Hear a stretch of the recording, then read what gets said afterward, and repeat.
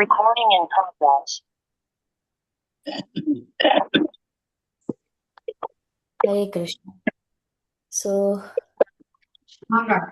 இன்னைக்கு வந்துட்டு ஓகே ரேணுகா மாதாஜி, சரஸ்வதி மாதாஜி நம்ம மீட் பண்ணலாமா? Okay Mataji, very good.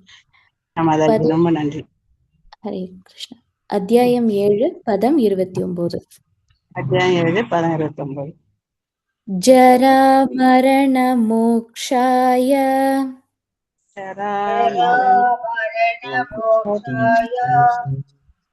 Hare Krishna. மரண மோக்ஷாய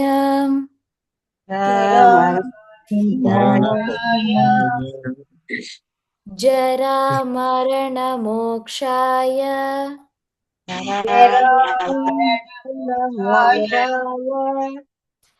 மாமாஶ்ருத்ய யதந்தி யே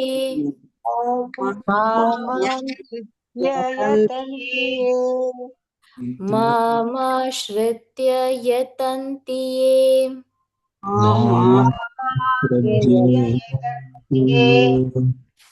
மாமாஶ்ருத்ய யதந்தி யே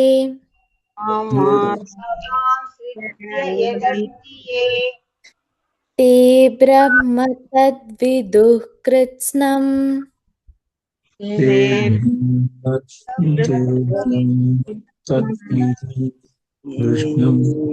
தே பிரம்ம தத்விதுः கிருத்ஸ்னம்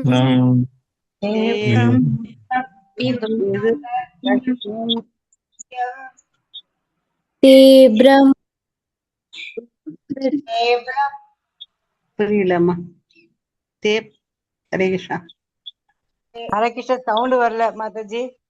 தே பிரம்ம தத்விதுः கிருத்ஸ்னம் தே பிரம்ம தத்விதுः கிருத்ஸ்னம் அத்யாத்மம் கர்ம சாக்கிலம் யாத்மம் அகிலம் அத்யாத்மம் கர்ம சாக்கிலம் யாத்மம் கர்ம சகிலம்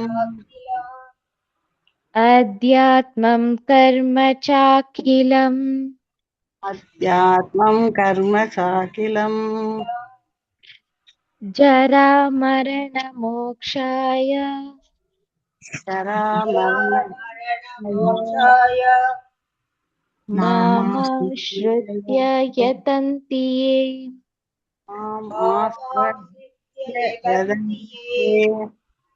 தே பிரம்ம தத்விதுः கிருத்ஸ்னம் தே பிரம்ம தத்விதுः அத்யாத்மம் கர்ம சாக்கிலம் அத்யாத்மம் கர்ம சாக்கிலம். ஹரே கிருஷ்ணா. சரஸ்வதி மாதாஜி வாசிக்கிறீங்களா? மாதாஜி. பதம் 29. ஜரா மரண மோக்ஷாய மாம் ஆஸ்ரிய யத்தந்தி யே கே பிரம்ம தது விது விதிஸ்ஸனம் அத்யாத்மம் கர்மம் சாகிலம். ஹரே கிருஷ்ணா. ஸோ இன்னைக்கு தேர்ட் ஸ்டான்ஸா பார்க்க போறோம். ஸ்ரீ விக்ரஹாரா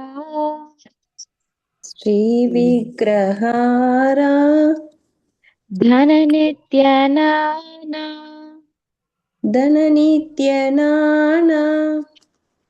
ஸ்ரீ விக்ரஹாரா தன நித்யநானா ஸ்ரீ விக்ரஹாரா தனநித்யநானா ஸ்ருங்கார தன்மன்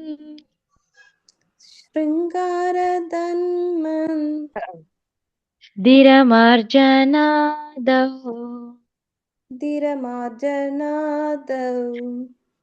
ஸ்ருங்கார தன்மன் திரமார்ஜனாதௌ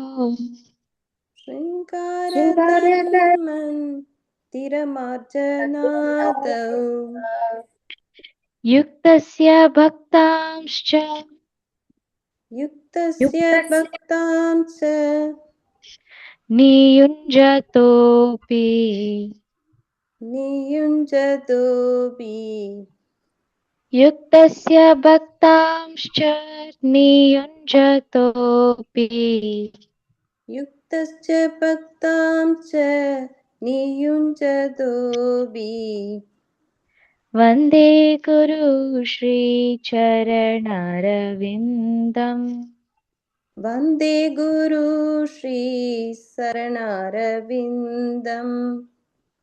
हरे कृष्ण हरे पार्लिङ्ग्ला कृष्ण माताजी ओके माताजी श्रीविग्रहारा धननित्यनाना शृङ्गारतन्मन्तिरमाञ्जनादौ युक्तस्य भक्तां च नियुञ्जतोऽपि वन्दे गुरु श्री शरणारविन्दम् हरे कृष्ण थैंक यू माताजी हरे कृष्णा தேங்க்யூ மாதாஜி அகிலா மாதாஜி நம்ம அடுத்த ஸ்டான்ஸா பார்க்கலாமா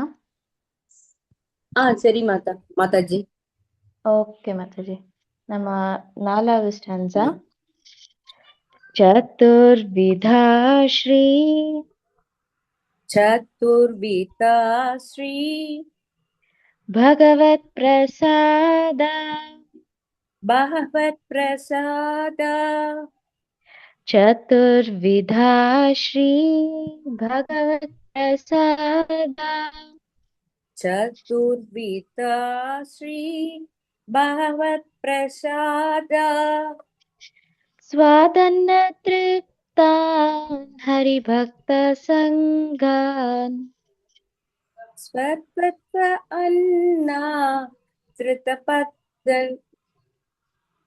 திருதபாத स्वादन्न तृप्तान् ஸ்வாதன்ன திருப்தா हरिभक्त संगान् ஹரிபக்த சங்கா स्वादन्न तृप्तान् हरिभक्त संगान् स्वातस्व अन्ना त्रितप्तान् हरिभक्त संगान् कृत्वैव तृप्तिं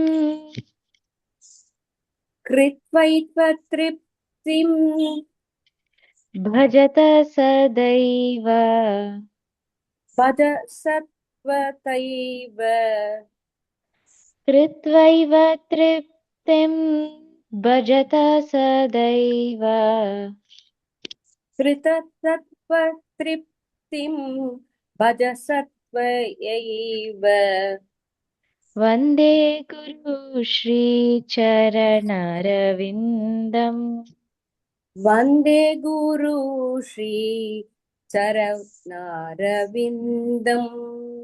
हरि बोल ட்ரை பண்றீங்களா மாதாஜி चतुर्विध श्री भक्त प्रसाद सत्वा सवत्व अन्ना तृप्त हरि भक्त संगान कृत्वैद तृप्तिं भज सदव वन्दे गुरु श्री चरणारविन्दम् हरी हरी बोल हरे कृष्णा தேங்க்யூ அகிலா மாதாஜி தேங்க்யூ அருணா மாதாஜி ஹரி போல் ஸோ நம்ம இன்னைக்கு கிளாஸுக்கு போகலாம் நம்மளுக்கு இன்னைக்கு கிளாஸ் வந்துட்டு அனுகுலா மாதாஜி எடுக்க போறாங்க ஹரே கிருஷ்ணா மாதாஜி ஹரி ஹரி போல் हरे कृष्ण माता जी हरे कृष्ण माताजी हरे कृष्ण माता जी हरे कृष्ण कृष्ण माताजी माता जी हरे कृष्ण माता जी हरे कृष्ण माताजी हरे हरे कृष्ण कृष्ण माताजी माताजी எல்லாருக்கும் ஹரே கிருஷ்ணா மாதாஜி हरे कृष्ण माताजी எல்லாருக்கும் ஹரே கிருஷ்ணா இன்னைக்கு ஃபர்ஸ்ட் நம்ம மங்களாச்சரணம் பண்ணிக்கலாம் ஓம் அஞ்ஞானஸ்ய ஞானசலாக்கயா சக்ஷுர்மீலிதமேன தஸ்மை ஸ்ரீ குரவே நமः நமோ ஓம் விஷ்ணுபாதாய கிருஷ்ணபிருஷ்டாய பூதலே வேதாந்தே स्वामी विनामने सरस्वती देवी गौरवाणी प्रचारिणे निर्विशेष शून्यवादी भक्ता च देशधारिणे कृष्ण चैतन्य प्रभु नित्यानंदा श्री अद्वैत गदाधारा शिवासादि गौरवानंदा हरे कृष्णा कृष्ण हरे कृष्ण कृष्णा कृष्णा कृष्णा हरे हरे हरे राम राम राम हरे हरे कृष्णा हरे कृष्णा हरे हरे कृष्णा माताजी. ஸோ இன்னைக்கு வந்து நம்ம அத்தியாயம் 7ல வந்து 29வது ஸ்லோகம் நம்ம பார்க்க போறோம். அதுக்கு முன்னாடி ஹரே கிருஷ்ணா. இன்னைக்கு மொழிபெயர்ப்பு வந்து லட்சுமி மாதாஜி, கரெக்டா? படிக்கிறேம்மா. படிங்க மாதாஜி. ஹரே கிருஷ்ணா. முதுமையிலிருந்தும் மரணத்திலிருந்தும் விடுபட முயலும் அறிவுடையோர் பக்தி தொண்டின் மூலம் என்னிடம் அடைக்கலம் புகுகின்றனர். திவ்யமான செயல்களை பற்றிய அனைத்தையும் அறிவதால் அவர்கள் உண்மையில் பிரம்மனே. ஹரே கிருஷ்ணம்மா. ஹரே கிருஷ்ணா மாதாஜி. தேங்க்யூ மாதாஜி. ஓகே, சோ இந்த ஸ்லோகத்துல இப்ப கடந்த ஸ்லோகம், போன ஸ்லோகம் ரசராணி மாதாஜி எடுத்தாங்க. சோ நம்ம என்ன பார்த்தோம் அப்படின்னா, யாரு பக்தி தொண்டு பண்ண முடியும் அப்படின்னு சொல்லிட்டு மாதாஜி நேத்துக்கு எடுத்தாங்க இல்லையா? சோ அதுக்கு முன்னாடி நம்ம நிறைய தேவ வழிபாடெல்லாம் பார்த்தோம். சோ அதெல்லாம் நம்மளை வந்து கொண்டு சேர்க்காது, அந்தந்த லோகங்களுக்கு தான் நம்மளால போக முடியும், ஒரு நிரந்தரமான தீர்வு கிடைக்காது அப்படின்னு சொல்லி பார்த்தோம். ஆனா இந்த மயக்கத்துல இருந்தெல்லாம் யாரு விடுபடுவாங்களோ, இந்த இருமைகள்ல இருந்தெல்லாம் யாரு விடுபடுவாங்களோ, அப்படிப்பட்டவங்க வந்து எனக்கு வந்து பக்தி தொண்டு பண்ண முடியும் அப்படின்னு சொல்லிட்டு நிறைய இந்த பிறவியிலும் சரி புண்ணிய செயல்கள்ல ஈடுபட்டு இந்த பாவ விளைவுகள்லாம் எப்ப முற்றிலும் அழிக்கப்படுதோ அப்போ அவங்க ஈஸியா நம்ம இந்த இருமைகள்ல இருந்து, இந்த மயக்கத்துல இருந்து, இந்த ஜட உலக மயக்கத்துல இருந்து நம்மளால விடுபட முடியும் அப்படின்னு சொல்லிட்டு நேத்துக்கு சொன்னாங்க இல்லையா? சோ இந்த ஜட உலக இந்த மயக்கத்துல இருந்து நம்ம விடுபடும் போது நம்மளால பகவானோட பக்தி தொண்டை நம்மளால பண்ண முடியும் அப்படின்னு சொல்லிட்டு நேத்துக்கு சொன்னாங்க. சோ இன்னைக்கு நம்ம என்ன பார்க்க போறோம் அப்படின்னு சொன்னா, சோ இப்படி நம்ம பக்தி தொண்டு பண்ணும்போது என்ன நடக்கும் அப்படின்னு சொல்லிட்டு நம்ம பார்க்க போறோம். ஜரா மரண மோக்ஷாய மாம் ஆசிரித்ய யதந்தியே தே பிரம்ம தத்விதுகு கிருஷ்ணம் அத்தியாத்ம கர்ம சாக்கிலம் அப்படின்னு சொல்லிட்டு சொல்லுவாங்க. ஜரா மரண, ஒவ்வொரு லைனா நம்ம பார்க்கலாம். ஃபர்ஸ்ட் வந்து ஜரா மரண மோக்ஷாய மாம் ஆசிரித்ய யதந்தியே அப்படின்னு சொல்லிட்டு.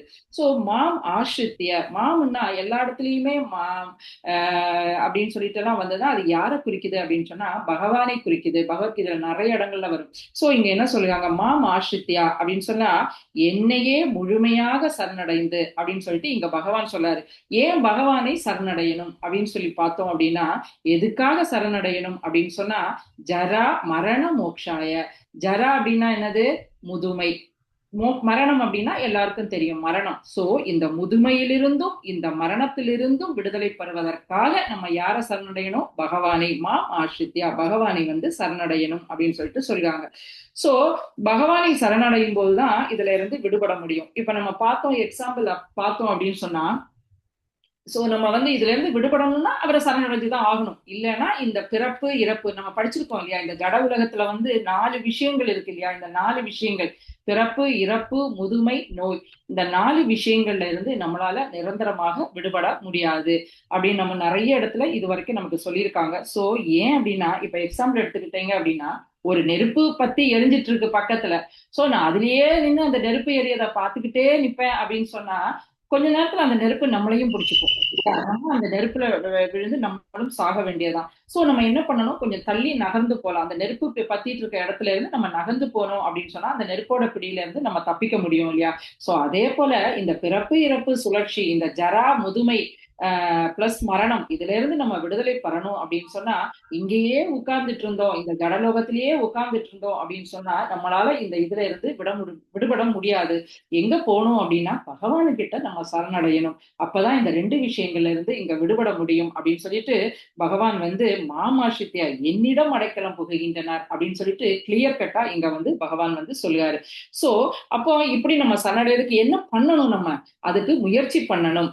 எதந்தியே அப்படின்னு சொன்னா உண்மையில் இதுக்கு யாரு முயற்சி பண்ணுவாங்களோ அவங்க என்ன ஆவாங்க அப்படின்னு சொன்னா தே பிரம்ம தத் விது கிருஷ்ணம் அப்படின்னு சொல்லி சொல்லுவாங்க. கிருஷ்ணம் அப்படின்னு சொன்னா அனைத்தையும்னா யாரு? அவர்கள் பரம்பொருளான பிரம்மத்தை முழுமையாக அறிகிறார்கள்.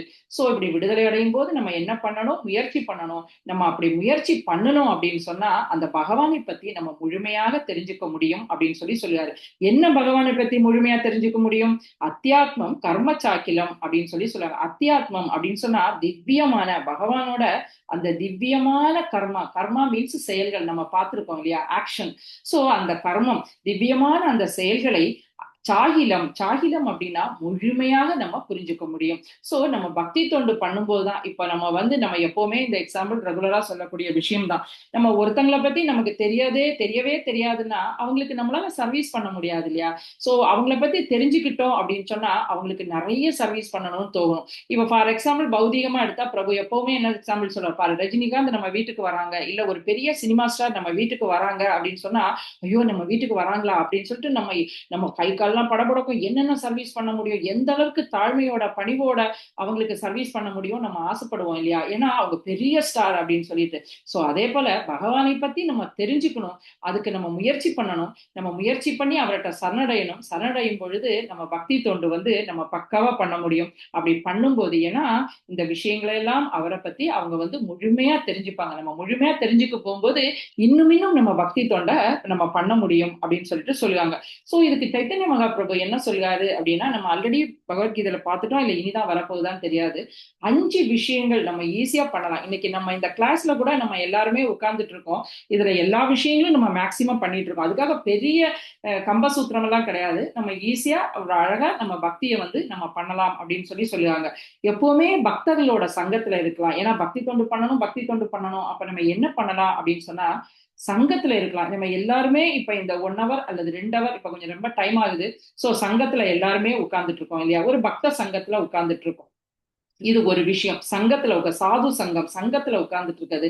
2வது வந்து கேட்கணும், பகவானை பத்தின விஷயங்களை கேட்கணும். ஸ்ரீமத் பாகவதம், பகவத்கீதா போல விஷயங்களை வந்து நம்ம கேட்கணும். இன்னைக்கு நம்ம எல்லாருமே இந்த விஷயங்களை வந்து கேட்டுட்டு இருக்கோம். இதுவும் நம்ம பண்ணிட்டு இருக்கோம். 3வது வந்து பகவானோட ஹரிநாமம் சாண்டிங், அதுவும் நம்ம பண்ணிட்டு இருக்கோம். 4வது விஷயம் வந்து விக்கிரக வழிபாடு. நம்ம விக்கிரக வழிபாடுன்னு சொன்னோம்னா கடுமையானது அப்படின்லாம் நினைக்க வேண்டாம். சோ நம்ம இப்ப வீட்டுல பண்ணக்கூடிய பகவானுக்கு பண்ணக்கூடிய ஆரத்தியா இருக்கட்டும், அவருக்கு நைவேத்தியம் பண்ணுவதா இருக்கட்டும், சோ பூக்கட்டி போடுவதா இருக்கட்டும், ஒரு விளக்கு பொருத்துவதா இருக்கட்டும், இது எல்லாமே விக்கிரக வழிபாடுல வந்து நம்ம வரும். சோ விக்கிரக வழிபாடு பண்ணுவது குடும்பமா சேர்ந்திருந்து நம்ம இந்த விஷயத்த பண்ணலாம்.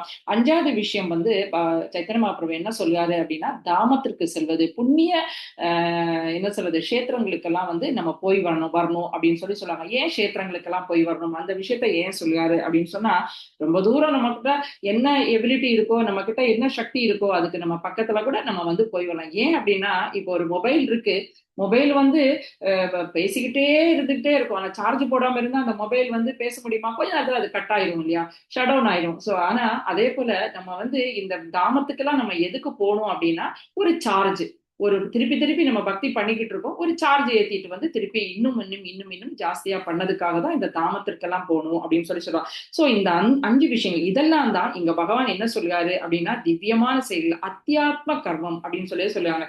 இதெல்லாமே அத்தியாத்ம கர்மம். ஏன்னா இந்த ஜரா மரணம் மோக்ஷாய, இந்த ஜரா மரணம் அவ்வளவு ஈஸியான விஷயம் கிடையாது. இந்த பிறப்பார்கள் பிறந்தா இறந்துதான் ஆகணும், முதுமையை அவஸ்தைப்பட்டே ஆகணும், அந்த வியாதியையும் கண்டிப்பா நமக்கு வரும், அதையும் நம்ம அனுபவிச்சே ஆகணும் இல்லையா? இதுல இருந்து யாருமே விடுபட முடியாது. நம்ம நார்மலா அப்பாடா 40 வயசு கிராஸ் ஆயிடுச்சு, 50 வயசு வந்துச்சு, இன்னும் இப்படி ஒன்னொன்னா வந்துகிட்டே தான் இருக்கும். நம்ம நார்மலா வாழ்க்கையில நம்ம சொல்லுவோம். இன்னைக்கு இன்னும் நிலைமை மோசமாயிருக்கு, வயசு கூட ஒரு இது இல்லாம சின்ன வயசுல இருந்தே என்னென்னமோ வந்துகிட்டு இருக்கு. சோ இப்படி இன்னைக்கு கலியுகம் முட்ட அப்படி மாறி போயிட்டு இருக்கு. சோ அத வந்து நம்ம வந்து என்ன விஷயம் மெயினா பகவான் இங்க என்ன சொல்லணும், மரணத்தை நம்ம வந்து வெல்லும் பாதையில வந்து நம்ம மரணம் தான் நம்மளோட உண்மையான நோய். அந்த மரணத்தை வெல்லும் பாதையில் நம்ம வந்து முன்னேறணும். அதுதான் ரொம்ப இம்பார்ட்டன்ட். சோ அதுல எப்படி இந்த மரணத்தை வெல்வது, அதுதான் பகவான் இங்க கிளியர் கட்டா சொல்றாரு. நீ என்ன பண்ணு, எனக்கிட்ட சரணட, இந்த ஜரா மரண மோட்சம், ஜரா மரணத்தை வந்து நீ ஈஸியா அதுல இருந்து நீ விடுதலை பெறலாம் அப்படின்னு சொல்லிட்டு இந்த இடத்துல வந்து சொல்லுவாங்க. சோ அடுத்தது கொஞ்சம் சின்ன இம்பார்ட்டன்ட் பாயிண்ட்ஸ் மட்டும் இந்த இதுல இருந்து பிரபுபாதோட பர்போர்ட்ல இருந்து பார்க்கலாம். என்ன அப்படின்னா, இந்த பிறப்பு இறப்பு முதுமை நோய் இந்த 4 விஷயங்களும் எங்க அப்படின்னா இந்த ஜட லோகத்துக்கு தான். இதை நம்ம புரிஞ்சுக்கணும் கரெக்டா. இந்த ஜட உடலுக்கு தான் இந்த 4 விஷயங்களும், ஆன்மீக உடலுக்கு இந்த விஷயங்கள் எல்லாம் கிடையாது அப்படின்னு சொல்லிட்டு இங்க சொல்லுவாங்க. பிரபுபாத் வந்து சொல்லுவாரு. சோ அதனால நம்ம எப்போ அந்த பிரம்மன் பிளாட்ஃபார்ம், எப்போ அந்த பகவானை புரிஞ்சு அந்த தளத்துக்கு நம்ம போகும்போது நம்ம ஆத்மா இந்த அப்படின்னு நம்ம புரிஞ்சுக்கிட்டோம் அப்படின்னா, நம்ம ஆத்மா அப்படின்னு தெரிஞ்சா என்ன தெரியும், அப்ப நம்ம பகவானோட பார்ட் கரெக்டா இல்லையா?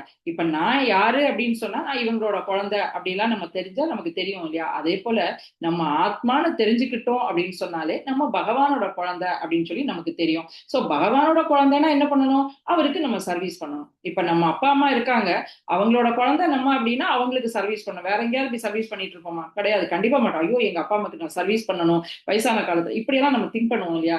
சோ அதே போல நம்ம பகவானோட குழந்தை அப்படின்னு தெரிஞ்சுக்கிட்டோம் அப்படின்னா தான் அவருக்கு சர்வீஸ் பண்ண முடியும். இந்த விஷயங்களை வந்து நம்மளோட இதுல புரிஞ்சுக்கணும். இது எப்போ அப்படின்னா நம்ம ஆத்மான்னு உணரும் போதுதான் இந்த விஷயங்களை எல்லாம் பண்ண முடியும் அப்படின்னு சொல்லிட்டு இங்க ஸ்ரீல பிரபுபாத் வந்து இந்த இடத்துல வந்து சொல்லுவாரு. சோ இங்க என்ன சொல்ல வராங்க மெயினா, அடுத்தது பிரபுபாத் என்ன சொல்லுவாரு அப்படின்னா, அதனால நம்ம இந்த பிறப்பு இறப்பு முதுமை நோய் இந்த விஷயம் வந்து என்ன அப்படின்னு சொன்னா, இது ஒரு உண்மையான பிரச்சனை. ஒரு அறிவாளி இங்க அழகா சொல்றாங்க, அறிவுடையோர் வந்து இந்த ஜரா மரணம் இதுல இருந்து விடுபடணும்னு தான் அவன் ஆசைப்படுவான். இங்கேயே உட்கார்ந்துட்டு இருக்கணும் அப்படின்னு சொல்லிட்டு அவன் ஆசைப்பட மாட்டான். ஏன்னா நம்ம பிறந்தா இறந்தாகணும், திருப்பி ஒரு ஜென்மம் எடுக்கணும், திருப்பி ஒரு ஜென்மம் எடுக்கணும், அதுல என்ன கஷ்டம் வரப்போகுதுன்னு நமக்கு தெரிய மாட்டேங்குது. என்னவா பிறக்க போறோம்னு நமக்கு தெரிய மாட்டேங்குது. எதுவுமே நம்மளோட இஷ்டப்படி அங்க நடக்க போறது இல்ல. சோ இப்படி என்னென்ன கஷ்டப்படும், அதனால இதை நம்ம கட் பண்ணணும். அதுக்குதான் ஒரு அறிவாளி என்ன பண்ணுவான் அப்படின்னு சொன்னா முயற்சி பண்ணுவான். அல்லாம இந்த தற்காலிக பிரச்சனைய வந்து நம்ம தடுக்கணும். இப்ப எப்பாடா கொஞ்சம் வயசு வந்துச்சு, உடனே கொஞ்சம் என்ன பண்ணலாம் அப்படின்னா, இந்த வயசை நம்ம எப்படி மறைக்கலாம் அப்படின்னு சொல்லிட்டு நம்ம இளமையா எப்படி இருக்கலாம் அப்படின்னு சொல்லிட்டு நம்ம என்ன பண்ணுவோம், நிறைய காஸ்மெட்டிக்ஸ் அதெல்லாம் வாங்கி ரொம்ப நம்மளை அழகுபடுத்திப்போம். பிளஸ் வந்து முடிய வந்து டை அடிச்சுப்போம். இப்படி நிறைய பண்ணி நம்ம என்ன பண்ணுவோம், நம்மளை இளமையா வச்சுக்கலாம், நம்ம முயற்சி பண்ணலாம். ஆனா மரணத்தை யாராலையாவது வெல்ல முடியுமா? கண்டிப்பா பண்ண முடியும். இதெல்லாம் பண்ணி நம்ம மேக்கப் போட்டுக்கிட்டாலும், நீங்க சினி ஆக்டர்ஸ் எல்லாம் நீங்க பாருங்களேன், ரொம்ப ப்ரோக்ராம் எல்லாம் வரும்போது ரொம்ப அழகா பியூட்டிஃபுல்லா இருப்பாங்க. சம்டைம்ஸ் அவங்களோட மேக்கப் இல்லாம நம்ம பார்த்தோம்னு வச்சுக்கோங்க, அப்பதான் அவங்களோட ரியாலிட்டி நமக்கு என்னன்னு தெரியும். சோ அதே போலதான் இதையெல்லாம் நம்ம என்னதான் பண்ணி நம்மளை தற்காலிகமா நம்மளை கவர் பண்ணி வச்சுக்கிட்டாலும், இந்த முதுமையில இருந்து நம்ம முதுமையை தவிர்க்க முடியாது, மரணத்தை கண்டிப்பாக நம்ம தவிர்க்கவே முடியாது அப்படின்னு சொல்லிட்டு ரீசெண்டா கூட ஒரு இடத்துல வந்து ஒருத்தங்க பேசும்போது சொன்னாங்க, நான் ட்ரெஸ் கூட நான் இப்படி போட்டுக்க மாட்டேன். ஏன் அப்படின்னு கேட்டா, ஏன்னா இதுல என்னோட வயசு தெரிஞ்சிடும், அதனால நான் ட்ரெஸ் எல்லாம் இப்படிதான் நான் போட்டுப்பேன். போட்டா என் வயசுக்கு வந்து கொஞ்சம் என்ன இளமையா காட்டும் இல்லையா அப்படின்னு சொல்லிட்டு அவங்க சொன்னாங்க. சோ இப்படிதான் நம்ம வந்து இன்னைக்கு நம்மள வந்து தற்காலிகமா நம்ம இந்த பிறப்பு இறப்பு முதுமை இந்த விஷயத்துல இருந்து நம்ம வந்து அதை தவிர்க்கணும்னு முயற்சி பண்ணிக்கிறோம். ஆனா என்ன அப்படின்னா, நம்மளோட ஒரு ரியல் ஒரு என்ன சொல்றது உண்மையான விடுதலை இந்த பிறப்பு இறப்புல இருந்து நம்ம கம்ப்ளீட்டா விடுதலை பெறணும் அப்படின்னு சொன்னா, இதுதான் நம்மளோட உண்மையான இலக்காக இருக்கணும். அப்படி என்ன பண்ணணும் அப்படின்னு சொன்னா, பகவான் வந்து கிட்ட சரணடையணும். அததான் பகவான் இந்த ஸ்லோகத்துல சொல்லுவாங்க. ஓகே, பெரிய கம்பசூத்திரம் எல்லாம் இல்ல. சோ எப்படி சரணடையணும்னா, இப்ப நான் நிறைய விஷயங்கள் சொன்னோம் இல்லையா, சின்ன சின்ன விஷயம் பக்தியில நம்மளால நம்ம எபிலிட்டிக்கு நம்ம சக்திக்கு என்ன முடியுமோ அதை கண்டினியூஸா நீ பண்ணிக்கிட்டே இரு. நீ இன்னைக்கு ஒரு விஷயத்த பண்ணி நாளைக்கு பண்ணாம இருக்காத. இன்னைக்கு ஒரு ரவுண்ட் சாண்ட் பண்ணியா, நாளைக்கு கண்டினியூவா அந்த ஒரு ரவுண்ட் சாண்டிங் பண்ணு. இல்ல 16 ரவுண்ட் பண்ணீங்களா, அதை 16 ரவுண்டா பண்ணுங்க. சோ இதெல்லாம் ஈஸியான விஷயம். சோ என்ன பண்ண முடியுமோ, நமக்கு என்ன படியும், அதனால என்னால இவ்வளவுதான் பண்ண முடியும், நம்ம எபிலிட்டிக்கு எந்த அளவுக்கு டாப்பா பண்ண முடியுமோ அந்த அளவுக்கு நம்ம வந்து பக்தியை வந்து நம்ம பண்ணிக்கிட்டு போயிட்டே இருந்தோம் அப்படின்னா, இந்த ஜரா மரணத்துல இருந்து நம்ம விடுபடலாம். பகவானை சார்ந்து இருக்கணும். ஏன்னா நமக்கு வந்து நான் இன்னும் எத்தனை வருஷங்கள் நம்ம வாழ்வோம் நம்ம நினைப்போம், ஐயோ இன்னும் எனக்கு எத்தனை வருஷம் இருக்கு, நம்ம இது வந்துச்சா, ஏஜ் ஆயிடுச்சா, நம்ம இப்படி இருக்கோம் அப்படி இருக்கோம் அப்படியே நம்ம நினைக்கிறத விட, நான் எப்போ கிருஷ்ணட்ட போகணும், நான் இந்த சுழற்சியில இருந்து நான் எப்போ வந்து விடுபட முடியும், நான் பகவான்கிட்ட எப்படி போய் சேர முடியும் அப்படின்னு தான் நம்ம வந்து திங்க் பண்ணணும். இதுதான் நாலெட்ஜ். சோ இந்த மரணத்தை வந்து நம்ம வெல்ல முடியாது, நோ வே. அதை வந்து நம்ம எப்பவுமே நினைச்சு வச்சுக்கணும். சோ அதுக்காக அந்த மரணத்துக்கு பிறகு ஒரு ஜென்மம் இருக்கு, அதை வந்து நம்ம புரிஞ்சு வச்சுக்கணும். சோ அதை புரிஞ்சுக்கிட்டோம் அப்படின்னா ப்ராப்பரா நம்ம பக்தி பண்ணி இன்னும் ஒரு ஜென்மம் இல்லாம பகவான்கிட்ட போய் ஒரு ஆனந்தமான வாழ்வை வந்து நம்மளால அனுபவிக்க முடியும் அப்படின்னு சொல்லிட்டு இந்த இடத்துல வந்து சொல்லுவாங்க. சோ இது எங்க இருந்து ஸ்டார்ட் ஆகுது அப்படின்னா, இந்த ஸ்லோகத்துல என்ன சொன்னார் பகவான், எனக்கிட்ட சரணட அப்படின்னு மாமாஷித்யா கிருஷ்ணர்கிட்ட சரணடைதுல இருந்து இது வந்து ஆரம்பிக்குது அப்படின்னு சொல்லிட்டு இந்த இடத்துல வந்து சொல்லுவாங்க. அடுத்தது வந்து வேற என்னப்பா இந்த இப்ப நம்ம சரணடையுது அப்படின்னு சொன்னா, இன்னைக்கு நம்மளோட அறிவா இருக்கட்டும், பயங்கரமா நாலேஜ் இருக்கு நமக்கு, நம்மகிட்ட பயங்கரமா என்ன சொல்றது சொத்து இருக்கு நம்ம கிட்ட, பயங்கரமா என்னென்னமோ நம்ம வந்து ஒரு ரிச்சுவல்ஸ் எல்லாம் நம்ம பண்ணிக்கிட்டு இருக்கோம். நான் இதை பண்ணேன் அதை பண்ணேன் நிறைய ரிச்சுவல்ஸ் எல்லாம் பண்ணிட்டு இருக்கோம். ஆனா ப்ராப்பரா ஒரு பிரமாணத்தோட எது பண்ணாலும் ரொம்ப அழகா பண்ணுங்க. சோ அது வந்து இந்த அறிவா இருக்கட்டும் செல்வமா இருக்கட்டும், இப்படி பண்ணக்கூடிய ரிச்சுவல்ஸ் சடங்கு சம்பிரதாயங்களா இது எல்லாம் நமக்கு விடுதலையை கொடுக்காது. அதை வந்து நம்ம கிளியரா கர்மா அதான் அத்தியாத்ம கர்மம்னா பகவானோட பக்தி தொண்டு, பக்தி செயல்கள், பகவானே கனெக்டான விஷயங்கள் எல்லாமே அத்தியாத்ம கர்மம் தான். இந்த அந்த கர்மங்கள் நம்ம செய்யும் போது நம்ம வந்து இந்த விடுதலையை வந்து நம்ம அடைக்க முடியும் அப்படின்னு சொல்லிட்டு சொல்லுவாங்க. இப்படி நம்ம பகவானை கனெக்ட் பண்ணி நம்ம செயல்களை செய்யும் போது அது வந்து நமக்கு தேவையான, இந்த இடத்துல ஸ்லோகத்துல சொல்லுவாரு, அனைத்தையும் அவரை பத்தின எல்லா விஷயங்களையும் உன்னால தெரிஞ்சுக்க முடியும், நமக்கு தேவையான அறிவை வந்து அது கொடுக்கும் அப்படின்னு சொல்லிட்டு சொல்லுவாங்க. ஆன்மீகமான அறிவு வந்து நமக்கு கிடைக்குது அப்படின்னு சொல்லி சொல்லுவாங்க. பகவான் 10வது அத்தியாயத்துல என்ன சொல்றாரு அப்படின்னா, தேசாம் சதத யுக்தானாம் பஜதாம் பிரீத்தி பூர்வகம் அப்படின்னு சொல்லி சொல்லுவாரு. ஏனமாம் உபயாந்திதே பஜதாம் ததாமி புத்தி யோகம் தான் ஏனமாம் உபயாந்திதே அப்படின்னு சொல்லிட்டு, நீ சதா தேசம் சதத யுக்தானம் சதா பகவானுக்கு பஜதாம் பிரீத்தி பூர்வகம், பிரீத்தியோட பகவானுக்கு நீ பக்தி பண்ண அப்படின்னா ததாமி புத்தி யோகம் தான், உனக்கு வேண்டிய எல்லா அறிவையும் பகவான் என்ன பண்ணுறாரு அப்படின்னா அவர் வந்து நமக்கு கொடுக்குறாரு அப்படின்னு சொல்லி சொல்லுவாங்க. சோ அப்ப நம்ம வந்து பகவான்கிட்ட சரணடைஞ்சு அவருக்கு அத்தியாத்ம கர்மம் பண்ணும் பொழுது அவரை பத்தின திவ்யமான செயல்கள் எல்லா விஷயத்தையும் நம்மளால ஈஸியா புரிஞ்சுக்க முடியும். அந்த அறிவை யாரு கொடுக்காரு? பகவான் கொடுக்காரு அப்படின்னு சொல்லிட்டு இங்க வந்து சொல்றாங்க.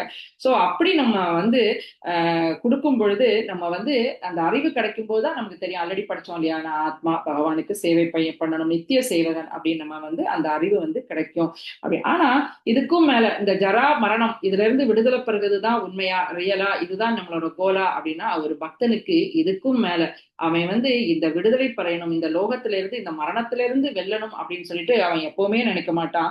அவன் என்ன நினைப்பான், ஒரு பக்தன் நம்ம ஆழ்வார்களோடதுல பார்த்திருக்கோம் இல்லையா, எந்த பிறவியா இருந்தாலும், ஒரு புழுவா இருந்தாலும், பூச்சியா இருந்தாலும், நான் வந்து ஒரு கல்லாக கூட இருக்கட்டும், ஆனா பக்தர்கள் ஏமேல பக்தர்களுக்கு பகவானுக்கு நான் சர்வீஸ் பண்ணணும், அதுதான் எனக்கு வேணும் அப்படின்னு சொல்லிட்டு பகவானோட ஒரு தூய பக்தன் வந்து எப்பவுமே கேட்டுட்டு இருப்பான் அப்படின்னு சொல்லி சொல்லுவாங்க. சோ இதுல ஒரு எடுத்துக்காட்டு நம்ம பார்த்துக்கலாம் இந்த ஸ்லோகத்தை நம்ம புரிஞ்சுக்கிறதுக்காக. சோ இந்த பிறப்பு இறப்பு சுழற்சியில இருந்து நம்ம எப்படி வெளியில வரணும், இதுதான் நம்மளோட ரியல் கோல், உண்மையான நோக்கமாக இருக்கணும். அது இல்லாம தற்காலிகமாக இங்க இருந்து நம்ம எப்படி இதை தடுக்குது, இந்த முதுமையை எப்படி தடுக்குது, இந்த நோயில இருந்து நம்ம எப்படி விடுபடுகிறது, இந்த மரணத்தை நம்ம எப்படி வெல்லலாம்னு சொல்லி தற்காலிகமாக நம்ம வந்து யோசிக்கிறதை விட அதோட ரியல் ரூட் காஸ், அதோட உண்மையான காரணத்தை வந்து நம்ம கண்டுபிடிக்கணும் அப்படின்னு சொல்லிட்டு இந்த இடத்துல வந்து பிரபுபாது சொல்றாரு. எப்படி அப்படின்னு சொன்னா, இப்போ ஒரு நோய் வருது நமக்கு, சோ நோய் ஒரு இச்சிங்கே வருதுன்னு வச்சுக்கோங்களேன், ஏதோ ஒரு ஸ்கின் டிசீஸ் நமக்கு வருது, இல்ல ஏதாவது ஒரு பெயின் வருது. சோ அப்ப நம்ம என்ன பண்ணுவோம், அந்த பெயினுக்கு தற்சமயத்துக்கு ஒரு மாத்திரையை போட்டுக்கணுமா, மாத்திரையை போட்டுட்டு, இல்ல ஒரு இச்சிங் வருது அதுக்கு ஒரு ஆயின்மெண்ட்டை போட்டுட்டு ஏதோ ஒரு கிடைச்ச அந்த நேரத்துக்கு செத்த நேரம் அப்படின்னு சொல்லுவாங்க இல்லையா, அந்த நேரத்துக்கு வந்து அதை போட்டுட்டு நம்ம உட்கார்ந்து இருக்கணுமா, இல்ல அதோட ரூட் காஸ், அது உடம்புல எதனால இந்த விஷயம் வந்தது அதை கண்டுபிடிக்கணுமா, எது இம்பார்ட்டன்ட், அந்த ரூட் காஸ் அதோட உண்மையான காரணத்தை கண்டுபிடிச்சு அதுக்கு சிகிச்சை பண்ணினாதான் இந்த நோய் வந்து நம்மளை விட்டு போகும் இல்லையா. அதே போல இந்த முதுமையா இருக்கட்டும், இந்த நோயா இருக்கட்டும், மரணம் இதை வந்து பாத்தீங்கன்னா தற்காலிகமாக இது சமாளிச்சுட்டு இந்த ஜடலோகத்துல நம்ம உட்கார்ந்துட்டு இருக்காம இதோட ரூட் காசை வந்து நம்ம கண்டுபிடிக்கணும். சோ யாரு இந்த ரூட் காசை எங்க இருக்கு அப்படின்னா பகவானிட்ட மாம் ஆஷித்யா, பகவானிட்ட சரணடையும் பொழுதுதான், சரணடையதுதான் இதோட ரூட் காஸ். அங்க பண்ணணும் அப்படின்னா இந்த சுழற்சியில இருந்து நம்ம விடுபட முடியும். சோ இதை எப்படி புரிய வைக்கலாம் அப்படின்னா, சாஸ்திரத்துல நிறைய பிரமாணம் இருக்கு. நம்ம பார்த்திருக்கோம் இல்லையா, முகுந்தன் தான் முக்தியை கொடுக்க முடியும். சிவபெருமானா இருக்கட்டும், பிரம்மாவா இருக்கட்டும், எல்லாருமே சொல்லுவாங்க அவருதான் முக்தியை கொடுக்க முடியும், அவருதான் முக்தி தாதா அப்படின்னு சொல்லி சொல்லுவாங்க. சோ இதுக்கு எக்ஸாம்பிள் பாத்தீங்கன்னா நம்ம துருவனோட ஸ்டோரி நிறைய பார்த்திருக்கோம் இல்லையா. அதனால ஒரே ஒரு லைன் சொல்லுங்க. துருவன் வந்து சின்ன குழந்தையில பகவானை பார்த்தாரு இல்லையா, முயற்சி பண்ணி, அப்ப ஒரு செல்வத்தை வேண்டிதான் போனாரு, பார்த்தாரு, எல்லாம் செய்யறாரு. ஆனா அதுக்கு பிறகு 36,000 வருஷங்கள் அவர் ஆட்சி புரிஞ்சு அவர் என்ன பண்றாரு அப்படின்னு சொன்னா, புரிஞ்சிச்சு அங்க பகவான் சின்ன குழந்தையில பார்த்த உடனே அவருக்கு தெரிஞ்சிச்சு பகவான். சோ அவர் வந்து வைரம், இந்த கண்ணாடி துண்டுக்கு ஆசைப்பட்டுட்டேனே அப்படின்னு சொல்லிட்டு அவர் அதுக்கு பிறகு செஞ்சா எங்க போறாரு, பத்ரி ஆசிரமத்துக்கு போறாரு. ஆனா அதுக்கு முன்னாடி பகவான் இவர் சின்ன ஆசைப்பட்ட அந்த இச்சையை கூட பகவான் பூர்த்தி பண்ணணும்னு ஆசைப்பட்டதுனாலதான் இத்தனை வருஷம் நீ வந்து ராஜ்யத்தை பரிபாலனம் பண்ண அப்படின்னு சொல்லி சொல்லுவாரு. சோ அதனால துருவ மகாராஜ் வந்து 36,000 வருஷங்கள் அவர் நாட்டை ஆண்ட பிறகு அவர் எங்க போறாரு, தன்னோட பையன்ட வந்து ராஜ்யத்தெல்லாம் விட்டுட்டு பத்ரிகாசிரமம் போறாரு. பத்ரிகாசிரமம் போய் கம்ப்ளீட்டா, ஏன்னா பகவான்கிட்ட போய் சேரணும், இதுதான் அவரோட இலக்காக இருந்தது. சோ அவர் பத்ரி ஆசிரமம் போய் அங்க ஆசிரமத்துல தங்கி இருந்து அவர் டெய்லி பகவானை நினைச்சு தியானம் பண்ணுவாரு. சோ டெய்லி கங்கையில குளிச்சு அந்த தியானம் பண்ணி இப்படியே தன்னோட வாழ்நாளை கழிச்சிட்டு இருக்கும் பொழுது அவர் அந்த ஆத்ம ஞானத்துல போறாரு. போகும்போது முழுக்க முழுக்க முழுக்க அந்த உடம்பு தளத்துல இருந்து அவர் வெளியில வராரு. அப்ப யாரு வருது அப்படின்னா ஒரு அதிசயம் நடக்குது. என்ன அதிசயம் அப்படின்னா ஒரு தங்கமயமான ஒரு விமானம் வருது துருவன் பக்கத்துல. அதுல 2 நந்தா சுனந்தான்னு நினைக்க 2 விஷ்ணு தூதர்களோட அந்த விமானம் அவங்க துருவனை கிளம்பு அப்படின்னு சொல்லுவாங்க. நம்ம ஷார்ட்டா சொல்லுங்க, ரொம்ப கதை ரொம்ப சூப்பர்பா இருக்கும், டைம் இல்லாததுனால. அவங்க அப்பா துருவன் துருவன்ட்ட சொல்லுவாங்க, நீ உன்னோட பக்தி பகவானுக்கு அவர் ரொம்ப ரொம்ப சாட்டிஸ்ஃபைடு, அவர் ரொம்ப ரொம்ப திருப்தி அடைஞ்சிட்டாரு. உனக்காக பகவான் ஒரு லோகத்தை வைகுண்டத்துல ஒரு லோகத்தை துருவ லோகம் அப்படின்னு ஒண்ணு அமைச்சு உனக்காக வெயிட்டிங், அந்த லோகத்துக்கு நீ உடனே கிளம்பு அப்படின்னு சொல்லுவாரு. துருவனும் கங்கையில குளிச்சு அங்க ஆசிரமத்துல இருக்க இந்த முனிவர்கள்ட்ட விடுபட்டு அவர் அந்த விமானத்துல ஏற போறாரு. ஏற போகும்போது அங்க என்ன பண்ணுதுன்னா மரணதேவன் கரெக்டா அங்க வெயிட்டிங். சோ மரணதேவன் வரும்போது துருவன் அங்க என்ன பண்ணுதான் அப்படின்னா, பாகவத்துல என்ன சொல்லியிருக்காங்க அப்படின்னா, அந்த மரணதேவனுக்கு மேல கால் வச்சு தன்னோட திருவடியை கால் வச்சு அவர் ஏறுகிறாராம். ஏன்னா கொஞ்சம் கூட பயம் இல்லையா, மரணம் வருது அப்படின்னு. ஏன்னா ஒரு பக்தனுக்கு அவன் முழுக்க முழுக்க அந்த உடம்பு தளத்துல இருக்க மாட்டான் இல்லையா. நம்ம உடம்பு தளத்துல இருக்கும் போதுதான் நம்ம என்ன நினைப்போம், ஐயோ என்னோட அம்மா விட்டுட்டு, என்னோட குழந்தைய விட்டுட்டு போறேன், என்னோட புருஷனை விட்டுட்டு போறேன், என்னை சுற்றி இருக்கவங்களை விட்டுட்டு போறேன் அப்படின்னு சொல்லிட்டு மரண நேரத்துல ஒரு நார்மல் ஒரு ஆர்டினரி பீப்புள் திங்க் பண்ணுவாங்க. அதனால அவங்களால விட்டுட்டே போக முடியாது. பாகவத்துல என்ன சொல்லுவாங்க அப்படின்னா, மரணம் வரும்போது நார்மலா நம்ம இந்த லோகத்தை விட்டு போறோம், ஒரு டெத்து வருது அப்படின்னா 10,000 தேள் கொட்டின வலி இருக்கும், சுத்தி யமதூதாஸ் இருப்பாங்க. நார்மலா நம்ம போனோம்னா இதெல்லாம் பயங்கர பெயின்ஃபுல்லான ஒரு நிலைமை. அந்த நேரத்துல நம்ம என்ன பண்ணுவோம், ரொம்ப ரொம்ப கொடியது, அதனாலதான் அந்த பயம் வருது. ஆனா ஒரு பக்தன் என்ன நினைப்பான் அப்படின்னா, அவன் எங்க போறான் அப்படின்னா அந்த நித்தியமான வைகுண்டத்தை நோக்கி அவன் பயணம் பண்ணுவான். சோ அவனை சுத்தி விஷ்ணு தூதாஸ் எல்லாமே ஆஸ்பிஷியஸ் மங்களகரமா இருக்கு. சோ அவனுக்கு எந்த விதம், ஏன்னா இன்னும் அவன் பாடி தளத்திலையும் இல்லை இல்லையா, அவன் எதுக்கு இந்த பௌதிக லோகத்தில் உள்ள இந்த மரணத்துக்காக, ஏன்னா ஆத்மா நித்தியமானதுன்னு அவனுக்கு கிளியர் கட்டா தெரியும். அவன் எதுக்கு இங்க விட்டுட்டு போகும்போது அவன் கஷ்டப்படணும். அவன் சந்தோஷமா ஏறி துருவ மகாராஜ் போறாரு. இதுதான் சாஸ்திரத்தோட எவிடன்ஸ். சோ ஒரு பக்தன் பகவானை சரணடைஞ்ச அவன் இந்த ஜராவா இருக்கட்டும், மரணமா இருக்கட்டும், இதுல இருந்து ஈஸியா அவனால விடுபட முடியும். அவன் இதை கண்டு பயப்படவும் மாட்டான். சோ இதுதான் இந்த இடத்துல சொல்லுவாங்க. இன்னும் ஒரு விஷயம் உங்களுக்கு புரியாது போல ரொம்ப ஈஸியா ஒரு விஷயம் சொல்லணும் அப்படின்னு சொன்னா, பஸ் ஸ்டாண்ட் இருக்கு கரெக்டா இல்லையா. ஒரு பஸ் ஸ்டாண்டுக்கு போறீங்க, பஸ் ஏறி ஒரு ஊர்ல இருந்து இன்னொரு ஊருக்கு உங்களுக்கு போகணும். அப்போ பஸ் ஸ்டாண்டுல நின்னுட்டு இருக்கீங்க, பஸ் வர்றதுக்கு கொஞ்சம் டைம் ஆகும் அப்படின்னு சொல்லுவாங்க. அப்ப நீங்க என்ன பண்ணுவீங்க அப்படின்னு சொன்னா, அப்பாடா கால் வலிக்கும், எவ்வளவு நேரம் தான் நின்றுட்டு இருக்குது, சரி அப்படின்னு சொல்லிட்டு உட்கார்ந்துருப்பேன். ஆனா உட்கார அங்க இடமே இல்லை. சரி ஓகே ஒரு சேரை வாங்கி போடுவோம் அப்படின்னு சொல்லிட்டு பக்கத்து கடையில போய் ஒரு சேரை வாங்கி அங்க பஸ் ஸ்டாண்ட்ல கொண்டு போட்டுட்டு உட்காரும் போது, ஐயோ காலை இன்னொரு இடத்துல மேல வச்சா நல்லா இருக்குமேன்னு சொல்லிட்டு இன்னொரு டேபிளை வாங்கி காலை வைக்கும். அடுத்தது கொஞ்சம் டீ குடிச்சா நல்லா இருக்குமேன்னு கொஞ்சம் அந்த ஒரு டேபிள் வாங்கி போட்டு அந்த டேபிளுக்கு மேல டீயை வச்சு நம்ம குடிச்சிட்டு இருக்கோம். அடுத்தது என்ன பண்ணோம், இந்த டேபிள் ரொம்ப அசிங்கமா இருக்கு, ரொம்ப சிம்பிளா இருக்கு, ஒரு ஃப்ளவர் வாசை வாங்கி அதுக்கு மேல வைப்போம். சோ இப்படி சுத்தி சுத்தி சுத்தி சுத்தி நம்ம வச்சுக்கிட்டு நம்ம உட்கார்ந்துட்டு இருந்தோம் அப்படின்னு சொன்னா, முழுசு நம்ம கிட்ட இருக்க பணம் முழுசையும் விரயம் பண்ணி அந்த பஸ் ஸ்டாண்ட்ல உட்கார்ந்துக்கிட்டு கொஞ்ச நேரம் தான் உட்கார்ந்துட்டு இருக்கோம். அந்த கொஞ்ச நேரத்துல நம்ம இதெல்லாம் பண்ணி நம்ம அங்க நம்ம செலவழிச்சிட்டு இருந்தோம். அது கரெக்டா? கண்டிப்பா கிடையாது. சோ கொஞ்ச நேரத்துல பஸ் வந்துருது. இந்த எல்லா விஷயத்தையும் விட்டுட்டு நம்ம போய் தான் ஆகணும். இந்த பஸ் ஸ்டாண்டு தான் இந்த ஜடலோகம். இதை நம்ம எப்பவுமே ஞாபகம் வச்சுக்கணும். இது ஒரு தற்காலிகமான விஷயம். இங்க நம்ம சுகபோகமா நம்ம வாழ்க்கையை இப்படி அமைச்சு அப்படி அமைச்சு இப்படி அமைச்சு எந்த நேரமும் இந்த மரணம் நம்மளை நெருங்கலாம், இந்த நோய் நம்மள வரலாம். எந்த நேரம் என்ன நோய் வருதுன்னு தெரியாது, எப்ப முதுமை வருது. சோ இந்த பிறந்தா முதுமை வரதான் செய்யும், அந்த வியாதி வரதான் செய்யும், மரணம் வரதான் செய்யும். சோ இதை தவிர்க்க முடியாது. இந்த பஸ் ஸ்டாண்ட்ல இருந்துட்டு இதை நம்ம சுகமாக வச்சுக்கிட்டு நம்ம உட்காரக்கூடாது. சோ அப்படிதான் இந்த லோகம் அப்படின்னு சொல்லுவாங்க. சோ அப்ப அறிவுள்ளவன் என்ன பண்ணுவான் அப்படின்னு சொன்னா, இந்த ஸ்லோகத்துல என்ன சொல்லுவாங்க அப்படின்னா, நம்மளோட நித்தியமான இடம் வைகுண்டம், அங்க போறதுக்கு தான் நம்ம தயாராயிட்டு இருக்கணும். பஸ் ஸ்டாண்ட்ல நின்னமா கையில அடுத்த ஸ்டாப்புக்கு போறதுக்கு பைசாவோட நிக்கணும் இல்லையா, இல்ல ஒரு சின்ன பேக் இதோட நிக்கணும், என்ன கொண்டு போறோமோ அதோட நிக்கணும். அதுதான் நம்மளோட டிவோஷனல் சர்வீஸ். என்ன தேவையோ அதை வச்சு டிவோஷனல் சர்வீஸ் பண்ணி நம்ம அடுத்த இடத்துக்கு போறதுக்கு வந்து ரெடியா இருக்கணும். போகாம இங்கேயே உட்காந்து டீயை குடிச்சிட்டு இருந்தோம் அப்படின்னு சொன்னா அங்க போக முடியாது, பஸ் நம்மளை விட்டுட்டு போயிடும். இதெல்லாம் பறக்கி மாத்திட்டு நம்ம போறதுக்கு முன்னாடி பஸ் நம்மளை விட்டுட்டு போயிடும். சோ அதே போல நம்ம வந்து இங்க பஸ் ஸ்டாண்ட்ல இருந்தாலும் இந்த ஜடலோகத்துல வந்து இது ஒரு டெம்பரரியான தற்காலிகமான இடம் அப்படின்னு சொல்லிட்டு இதை விட்டுட்டு வந்து நம்ம அடுத்தது எங்க போகணுமோ அதுக்கு ரெடியா பஸ்ஸுக்காக வெயிட் பண்ணிட்டு இருக்கணும். அப்ப பஸ்ஸுக்காக வெயிட் பண்ணணும் அப்படின்னு சொன்னா பைசா வேணும் இல்லையா? சோ அந்த பைசா இருந்தாதான் அந்த பஸ்ல ஏத்துவான். அப்ப நம்ம டிவோஷனல் இருந்த அந்த அந்த இடம் எங்க? கோலோகம், வைகுண்ட லோகம், நிரந்தரமான இடம், நித்தியமான இடம், ஆனந்தமான இடம். அந்த இடத்துக்கு போகணும்னா இந்த பைசா போலதான் நம்மளோட பக்தி தொண்டு. இந்த பக்தி தொண்டை நம்ம ப்ராப்பரா பண்ணணும் அப்படின்னு சொன்னா நம்ம பைசா வச்சு எப்படி அடுத்த ஊருக்கு போக முடியுமோ அதே போல இந்த பக்தி தொண்டை வச்சு பகவானோட லோகத்துக்குள்ளாடி நம்மளால நுழைய முடியும் அப்படின்னு சொல்லிட்டு சொல்லுவாங்க. சோ சாஸ்திர எவிடன்ஸ் இன்னும் ஒரு விஷயம், பரிஷித்து உங்க எல்லாருக்குமே தெரியும் இல்லையா? பரிஷித்து வந்து 7 நாள்ல மரணம் வரப்போகுது அப்படின்னு அவருக்கு தெரியும். தெரிஞ்சாலும் அவர் என்ன பண்ணாரு? இருந்து டாக்டரை போய் பார்க்கலாமா, இல்ல இதுக்கு என்ன சொல்யூஷன் தேடலாம், இல்ல அவருக்கு ஏகப்பட்ட வசதி இருந்தது, எல்லா ஐஸ்வர்யங்களும் இருந்தது, அதை வச்சு அவர் ஏதாவது சொல்யூஷன் தேடினாரா? இல்ல.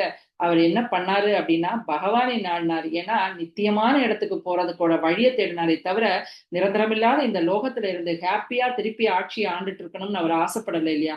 சோ அங்க போகணும்னு நினைச்சாரு. அதனால ஸ்ரீமத் பாகவத்தை எடுத்தாரு. ஏன்னா பாகவத்துக்கும் பகவானுக்கும் எந்த விதமான வித்தியாசமும் இல்லை. இதை வந்து நம்ம வந்து புரிஞ்சுக்கணும். ஓகே, ஹரே கிருஷ்ணா. இதுல இருந்து நம்ம இந்த ஸ்லோகத்துல இருந்து நம்ம என்ன பண்ணுறோம், நம்ம எல்லாருமே வாழ்க்கையில ஒரு குறிப்பிட்ட பீரியட் வரைக்கும் நல்லா உழைப்போம். அப்பாடா இனி கொஞ்ச நாள் நம்ம ரெஸ்ட் எடுக்கலாம் அப்படின்னு நம்ம நினைப்போம். ஆனா பக்தர்கள் என்ன நினைக்காங்க, ரெஸ்ட் எப்படி எடுக்கணும் அப்படின்னு பக்தர்கள் என்ன நினைக்காங்க அப்படின்னா அவங்க நித்திய வாழ்க்கைக்கு வந்து தயாராயிட்டு இருப்பாங்களாம். நித்தியமா அடுத்தது போற விஷயத்த நினைப்பாங்க. ஆனா பக்தர்கள் என்ன நினைப்பாங்க, இங்கேயே சௌக்கியமா அடுத்தது கொஞ்ச நாள் ரெஸ்ட் எடுத்து அப்பாடா ஒரு வேலைக்கெல்லாம் ஒரு ஆள் வச்சு இவ்வளவு நாள் நம்ம உழைச்சாச்சு, இனி நம்ம இங்க எப்படியெல்லாம் சுகமோகமாக வாழலாம் அப்படின்னு நம்ம நினைப்பாங்க. ஆனா பக்தர்கள் வந்து இதெல்லாம் அவங்களுக்கு ஒரு பொருட்டே இல்லை. அவங்க நித்தியமான லோகத்துக்கு போறதுக்கு அவங்க தயாராக இருப்பாங்க. சோ அதுதான் வாழ்க்கையோட உண்மையான வெற்றி அப்படின்னு. மரணத்தை தவிர்க்கிறது கிடையாது உண்மையான வெற்றி. ஆனா அந்த மரணத்தை வந்து அதை நிரந்தரமா அந்த பிறப்பு இறப்பு சுழற்சியில இருந்து நம்ம எப்படி நிரந்தரமா விடுதலை பெறலாம், அததான் நம்மளோட உண்மையான வெற்றி இருக்கு அப்படின்னு சொல்லிட்டு இந்த ஸ்லோகத்துல வந்து இங்க சொல்லுவாங்க. ஹரே கிருஷ்ணா. ஏதாவது டவுட் இருந்தா முடியும் போது கேட்டுக்கோங்க, சரியா? ஸ்ரீமத் பாகவதம் போலாம், கொஞ்சம் டைம் ஆயிடுச்சு. ஏன்னா ரொம்ப ரொம்ப இம்பார்ட்டன்ட் ஸ்லோகா இது. இன்னைக்கு வந்து நாராயண நமஸ்கிருதம் சொல்லிதான். நாராயணம் நமஸ்கிருத்யம் நரம் சைவ நரோத்தமம் தேவீம் சரஸ்வதீம் வியாசம் ததோ ஜெயம் முதலிதே நஷ்டப்பிராயேஷு பத்ரேஷு நித்யம் பாகவத சேவையா பகவதி உத்தம ஸ்லோகே பக்திர் பவதி நைஷ்டிகி முகம் கரோதி வாச்சாலம் பங்கும் லங்கேதே கிரும் யத் கிருபா தமகம் வந்தே ஸ்ரீ குரு தினதாரிணம் ஸ்ரீ பரமானந்த மாதவம் ஸ்ரீ சைத்தன்ய ஈஸ்வரம். ஓம் நமோ பகவதே வாசுதேவாய, ஓம் நமோ பகவதே வாசுதேவாய, ஓம் நமோ பகவதே வாசுதேவாய. ஹரே கிருஷ்ணா. இன்னைக்கு அத்தியாயம் 68, சாம்பனின் திருமணம். சாம்பன் வந்து எல்லாருக்குமே தெரியும் இல்லையா? ஜாம்பவதியோட பையன். ஜாம்பவானோட பொண்ணு ஜாம்பவதி. அவளை வந்து பகவான் வந்து கல்யாணம் பண்ணாரு. நம்ம முன்னாடியே பார்த்தோம். அவங்களோட பையன் தான் யாரு? சாம்பன். இந்த சாம்பன் வந்து எப்படி அப்படின்னா அவனோட கல்யாணம் எப்படி நடக்குது அப்படின்னு சொல்லிட்டு நம்ம இங்க பார்க்க போறோம். திருதராஷ்டிரரோட பையன் துரியோதனன். துரியோதனனுக்கு வந்து லக்ஷ்மணா அப்படின்னு சொல்லிட்டு ஒரு மகள் இருந்தாங்க. சோ இந்த மகள் எப்படி அப்படின்னு சொன்னா இவளுக்கு எல்லா விதமான தகுதிகளும் இருந்தது. அவ்வளவு குவாலிஃபைடு, அவ்வளவு அழகு. அவ எல்லா கலைகளையும் படிச்சிருந்தா. சோ ரொம்ப தகுதிகள் இருந்ததுனால எல்லா நாட்டோட ராஜகுமாரர்களும் இந்த லக்ஷ்மணாவை வந்து மணக்கணும், அப்படி திருமணம் பண்ணணும் அப்படின்னு சொல்லிட்டு ஆசைப்பட்டாங்களாம். ஆனா எப்பவுமே ஒரு ராஜாக்கள் அந்த காலத்துல என்ன பண்ணுவாங்க அப்படின்னா தன்னோட மகள் திருமண வயதை வந்துட்டாங்க அப்படின்னு சொன்னா சுயவரம் பண்ணுவாங்க இல்லையா? அந்த சுயவரத்துக்காக துரியோதனன் வந்து ஏற்பாடு பண்றான். சோ ஏற்பாடு பண்ணும் பொழுது அந்த செய்தி வந்து யாருக்கு கிடைக்குது அப்படின்னா சாம்பனுக்கு கிடைக்குது. சாம்பன் உடனே என்ன பண்ணுவான் அப்படின்னு சொன்னா அவனும் அந்த சுயவர மண்டபத்தை வந்து போய் சேர்றான். சேர்ந்த ஆனா இங்க ஒரு விஷயம் என்ன அப்படின்னா இந்த சாம்பன் எப்படி அப்படின்னா கொஞ்சம் சுட்டி, கொஞ்சம் சொன்னா கேட்காத குழந்தைதான். எப்படி அப்படின்னா அவங்க அம்மாக்கு ரொம்ப ரொம்ப பிடிச்ச குழந்தை. அதனாலதான் அவரோட பேரு சாம்பா அப்படின்னு வச்சாங்க. அம்பா அப்படின்னு சொன்னா அம்மா அப்படின்னு சொல்லிட்டு பேரு. ச அப்படின்னா உடன். நீங்க பகவத்கீதையில கூட நிறைய இடத்துல பார்ப்பீங்க உடன் அப்படின்னு. சோ அம்மாவோட இருந்த குழந்தை அப்படின்னு. அதனால அவனுக்கு இன்னொரு பேர் என்னன்னா ஜாம்பவதி சுதன் அப்படின்னு ஒரு பேர் இருந்தது. சோ ரொம்ப ரொம்ப செல்ல குழந்தை. அதனால அவன் கொஞ்சம் சுட்டியாவே இருந்தான். சோ இந்த விஷயம் கிடைச்ச உடனே அவன் என்ன பண்ணுவான் அப்படின்னா சுயவர மண்டபத்துக்கு போறாப்புல போயிட்டு அங்க வந்து இவனுக்கு லக்ஷ்மணாவை கல்யாணம் பண்ணணும்னு ஒரே ஆசை. ஆனா லக்ஷ்மணாக்கு என்ன அப்படின்னா சாம்பனை வந்து பிடிக்கல.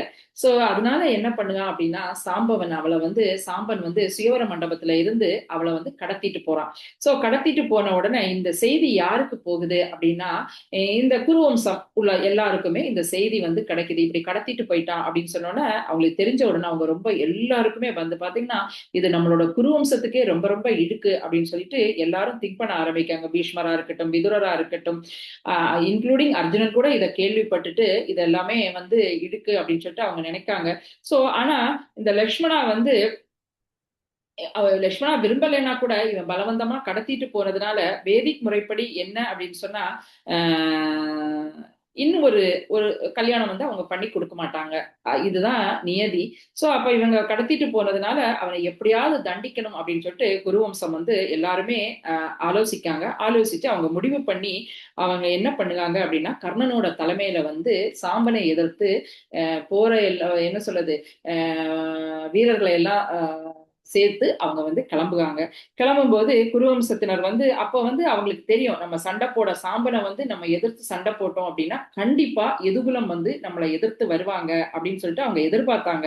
ஆனா வந்தா வரட்டும், அவங்களால என்ன செய்ய முடியும், அவங்க நமக்கெல்லாம் ஈடாக மாட்டாங்க, அவங்க ரொம்ப ரொம்ப அது ஒரு குறுநிலம், அது வந்து ரொம்ப ரொம்ப சின்ன ஒரு நாடு, அதனால அவங்க எல்லாருமே நமக்கு உட்பட்டவர்கள் தான் அப்படின்னு சொல்லிட்டு இவங்க வந்து அவங்களுக்கு எப்படியாவது நம்ம ஒரு பாடம் கற்பிக்கணும் அப்படின்னு சொல்லிட்டு குருவம்சம் வந்து நினைக்குது. சோ அப்படி போயிட்டு அவங்க என்ன பண்ணுவாங்க அப்படின்னு சொன்னா இதுல எப்படி அப்படின்னு சொன்னா துரியோதனன் உட்பட எல்லாருமே போறாங்க, சண்டைக்கு போறாங்க. இவங்க எல்லாருமே மகாரதிகள் இருந்தாங்க. மகாரதிகள் அப்படின்னு சொன்னா ஒரே நேரத்துல ஒரு ஆள் 1000 பேரை அடிக்கக்கூடிய சக்தியோட இருப்பாங்களாம். இதுல பீஷ்மரா இருக்கட்டும், துரியோதனா இருக்கட்டும், கர்ணனா இருக்கட்டும், சாலனா இருக்கட்டும், இப்படி எல்லாருமே எப்படி இருந்தாங்கன்னா மகாரதிகளாக இருந்தாங்க அப்படின்னு சொல்லிட்டு சொல்லுவாங்க. சோ இவங்க எல்லாருமே போய் அவனை எதிர்த்து போறாங்க.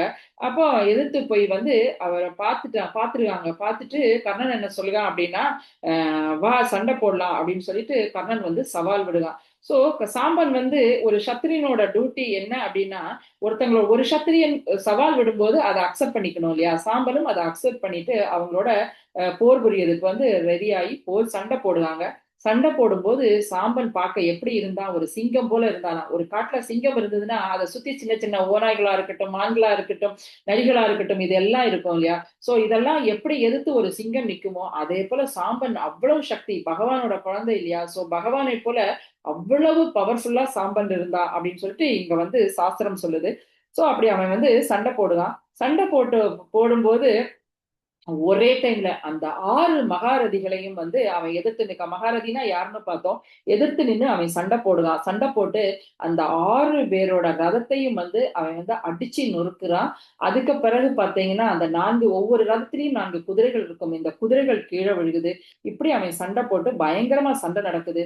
சோ அந்த நேரத்துல அந்த சண்டையில கூட இந்த மகாரதிகள் குருவம்சம் எதிரிகளா இருந்தா கூட சாம்பனோட சக்தி அந்த பலத்தை பார்த்து அவங்க ரொம்ப ரொம்ப பாராட்டுறாங்களாம். சோ இப்படி சண்டை கொஞ்சம் நடந்த பிறகு ஒரு பீரியட்ல என்ன ஆகுது அப்படின்னு சொன்னா சாம்பனை வந்து எதிர்த்து அடிக்க ஆரம்பிச்சு சாம்பனோட குதிரைகளை வந்து தகர்க்கிறாங்க. அதுக்கு கொண்டுருவாங்க. அதுக்கு பிறகு அவரோட வில்ல கட் பண்ணுவாங்க. சோ இப்படி ஒன்னொன்னா கட் பண்ணும்போது சாம்பட்டை இப்ப எதுவுமே இல்லாம அவன் தனிச்சு போன உடனே அவனை வந்து அவங்க வந்து சிறைபிடிக்காங்க. சோ சிறைபிடிக்கிறது வந்து இதுல என்ன விஷயம் என்ன அப்படின்னா அவங்க 6 மகாரதிகள் ஒரு சிங்கிள் சாம்பனை வந்து தனியா இருக்கக்கூடிய அந்த சாம்பனை வந்து அவங்க அடிக்கிறது வந்து சத்திரிய தர்மம் படி கரெக்ட் கிடையாது. சோ ஆனா அந்த விஷயத்த வந்து குருவம்சம் பண்ணுவாங்க. சோ இப்படி அவங்க அடிச்சு லக்ஷ்மணாவையும் சாம்பனையும் சிறைபிடிச்சு, ஏன்னா அவங்க என்ன நினைச்சிருப்பாங்கன்னா சாம்பனை கொல்லக்கூடாது, சிறைபிடிச்சு நம்ம ஹஸ்தினாபுருக்கு வந்து கூட்டிட்டு போனோம் அப்படின்னு சொல்லிட்டு. சோ 2 பேரையும் கூட்டிட்டு அவங்க ஹஸ்தினாபுரம் போயிருக்காங்க. சோ இந்த செய்தி என்ன ஆகுது அப்படின்னா நாரதர் மூலமா யது வம்சத்துக்கு வந்து தெரியுது. நாரதர் வந்து சொல்லுவாரு. இத கேட்ட உடனே இவங்களுக்கு எல்லாம் பயங்கரமா கோபம் வருது. யது வம்சத்துக்கு இப்படி அவங்க தனியா சிறைபிடிக்கிறது வந்து ப்ராப்பர் கிடையாது அப்படின்னு சொல்லிட்டு யதுகுல அரசனான உக்கிரசேனனோட சேர்ந்து அவங்க ஹஸ்தினாபுரத்துக்கு படையெடுக்கணும் அப்படின்னு சொல்லிட்டு ரெடி ஆகுறாங்க. சோ இன்னைக்கு நம்ம கலியுகத்துல பார்த்தோம் அப்படின்னு சொன்னா ஒரு சின்ன சின்ன விஷயத்துக்கும் நம்ம என்ன பண்ணுவோம் அப்படின்னா, ஒரு சின்ன விஷயம் நடந்திருக்கும், ஆனாலும் நம்ம என்ன பண்ணுவோம், சண்டைக்கு போலாமா, என்ன பண்ணலாம், ஏது பண்ணலாம் அப்படின்னு சொல்லிட்டு நம்ம சண்டை போடுறதுக்கு ரெடியா இருப்போம் இல்லையா? சோ அதே போல ஆனா பலராமர் இங்க என்ன நினைக்காரு, இந்த இப்படி நம்ம எது வம்சத்தினரும் இந்த குரு வம்சமும் வந்து அவர் சண்டை போடதான் பலராமரை வந்து இங்க விரும்புவதில்லை. இது ஒரு சின்ன விஷயம், நம்ம ஏற்கனவே நிறைய திருமணங்கள் கொடுத்து எடுத்து எல்லாம் பண்ணியிருக்கோம், அப்படி இருக்கும்போது ஏன் நம்ம சண்டை போட போகணும், வந்து நம்ம சமாதானமாக போலாம் அப்படின்னு சொல்லிட்டு பலராமரோட யோசனையின் பேர்ல பலராமர் அங்க இருக்க பெரியவங்களை எல்லாம் கூட்டிட்டு, இன்க்ளூடிங் உத்தவா எல்லாரையும் கூட்டிட்டு அவர் எங்க போறாரு அப்படின்னு சொன்னா ஹஸ்தினாப்பூர் போறாரு. ஹஸ்தினாப்பூர் போயிட்டு அவர் ஹஸ்தினாப்பூருக்கு உள்ளாடி நுழையாம ஹஸ்தினாப்பூருக்கு வெளியிலேயே வந்து ஒரு சின்ன ஒரு கார்டனுக்குள்ளாடி போய் பலராமர் உட்கார்ந்துட்டு உத்தவரை மட்டும் அவங்களோட சபைக்கு வந்து ஹஸ்தினாப்பூருக்கு வந்து அனுப்புறாரு. அனுப்பி என்ன சொல்றாரு, அவங்க வந்து என்ன கண்டிஷன்ல இருக்காங்க, அவங்களோட இன்டென்ஷன் என்ன அப்படின்னு சொல்லி நீ போய் தெரிஞ்சுட்டு வா, அவங்க சமரசத்துக்கு ஒத்துப்பாங்களா இல்ல போர் புரியணும்னு நினைக்காங்களா அப்படின்னு சொல்லி நீ தெரிஞ்சுட்டு வா அப்படின்னு சொல்லிட்டு உத்தவரை அனுப்புவாரு. உத்தவரும் என்ன பண்ணுவாரு அப்படின்னா, உடனே அவர் வந்து ஹஸ்தினாப்பூருக்கு உள்ள ராஜ்யசபைக்கு போறாரு.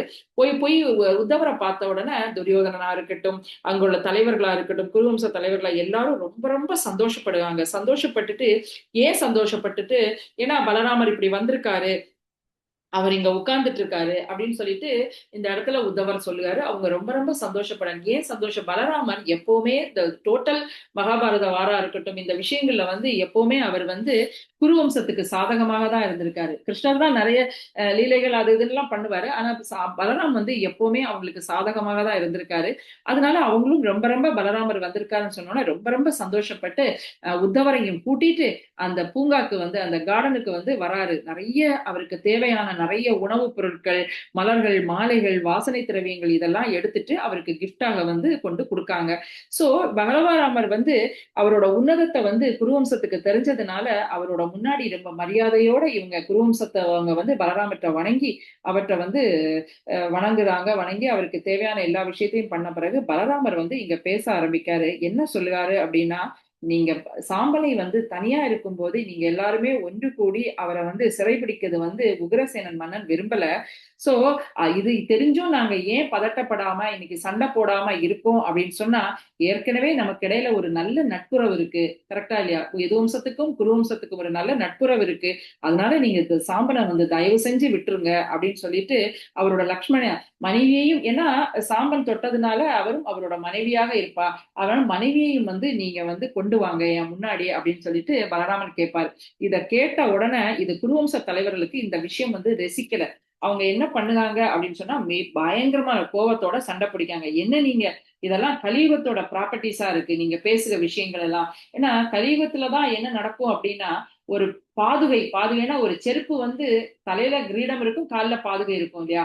ஆனா கலியுகத்துல எப்படி மாறப்போகுதுன்னா, பாதுகை தலைக்கு போக போகுது, கிரீடம் கீழே கிடக்க போகுது. இப்படிதான் கலியுகத்தோட ப்ராப்பர்ட்டிஸ். சோ அதே போல இருக்கு உங்களோட விஷயங்கள், நீங்க பேசுற விஷயங்கள் எங்களை ரொம்ப ரொம்ப இது அவமதிக்கதா இருக்கு அப்படின்னு சொல்லிட்டு அவங்க சொல்லுவாங்க. சோ இப்படி சொன்ன உடனே அப்படி உங்களுக்கும் எங்களுக்கும் நல்ல ஒரு நட்புறவு இருக்கு, அதை நீங்க இன்னைக்கு துஷ்பிரயோகம் செய்யுங்க அப்படின்னு சொல்லிட்டு இந்த குருவம்சத்தோடவங்க எல்லாருமே சொல்லுவாங்க.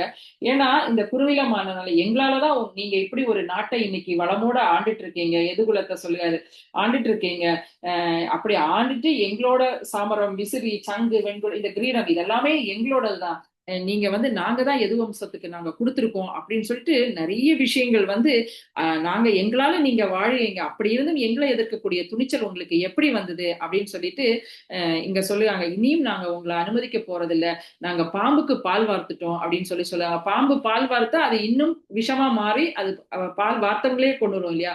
சோ அதே போல நாங்க உங்களுக்கு செஞ்ச விஷயங்கள்லாம் எங்களையே நீங்க இன்னைக்கு எதிர்த்து இப்படி லக்ஷ்மணாவை வந்து சாம்பனோட நீங்க திருப்பி கூட்டிட்டு போகணும்னு ஆசைப்படுவீங்க அப்படின்னு சொல்லிட்டு நீங்க உண்ட வீட்டுக்கு ரெண்டகம் பண்ணிட்டீங்க அப்படின்னு சொல்லிட்டு குருவம்சத்தங்களோட ஏகமாரியா வந்து பலராமர்கிட்ட வந்து பேசுறாங்க. அதுக்கப்புறம் நிறைய விஷயம், எங்களோட செல்வாக்கு என்னன்னு தெரியுமா, எங்க இதுல நிறைய குருவம்சத்துல பீஷ்மரா இருக்கட்டும், துரோணாச்சாரியாரா இருக்கட்டும், நிறைய பேர் வந்து ஸ்ட்ராங்கான பர்சனாலிட்டிஸ் எல்லாமே இருக்காங்க, ஏன்னா தேவர்கள் கூட எங்களை பார்த்து அஞ்சுவாங்க அப்படின்னு சொல்லிட்டு நிறைய விஷயங்கள் சொல்லுவாங்க.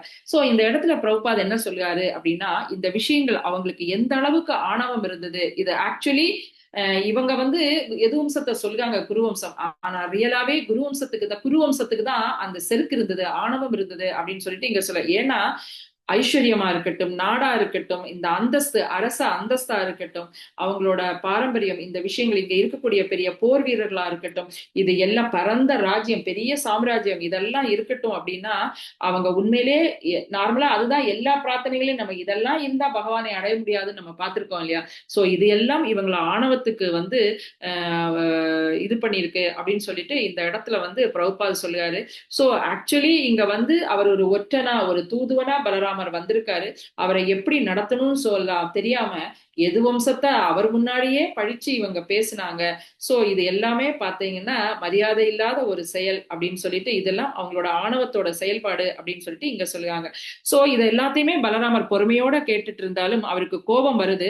அவர் அப்ப என்ன நினைக்காரு, இதுக்கெல்லாம் காரணம் இவங்களோட இந்த செல்வமா இருக்கட்டும், இந்த புகழா இருக்கட்டும், இங்க உள்ள அந்த ராஜ்யமா இருக்கட்டும், இதுதான் இவங்களுக்கு வந்து இந்த அமைதி இல்லாம இவங்க நம்மளை எதிர்க்க முற்படுகாங்க அப்படின்னு சொல்லிட்டு பலராமர் வந்து இங்க நினைக்காரு. இவங்களை வந்து நம்ம இனி இவங்க கிட்ட அமைதியா பேசினதுனால எந்த வழியும் இல்லை, அமைதியா பேசுறதுனால ஒரு சொல்யூஷனும் கிடைக்க போறது இல்லை, நம்ம என்ன பண்ணலாம், எப்படி வந்து இவங்க மிருகம் போல மாறுகாங்க. ஏன்னா எந்த அளவுக்கு அதிகமாக நம்ம செல்வங்களை ஜாஸ்தி வச்சிருக்கோமோ அந்த அளவுக்கு இன்னைக்கு கலியுகம் வந்து ஒரு மிருக லைஃப வந்து நம்ம வாழ்ந்துட்டு இருக்கோம் அப்படின்னு சொல்லிட்டு இந்த இடத்துல வந்து சொல்லுவாங்க.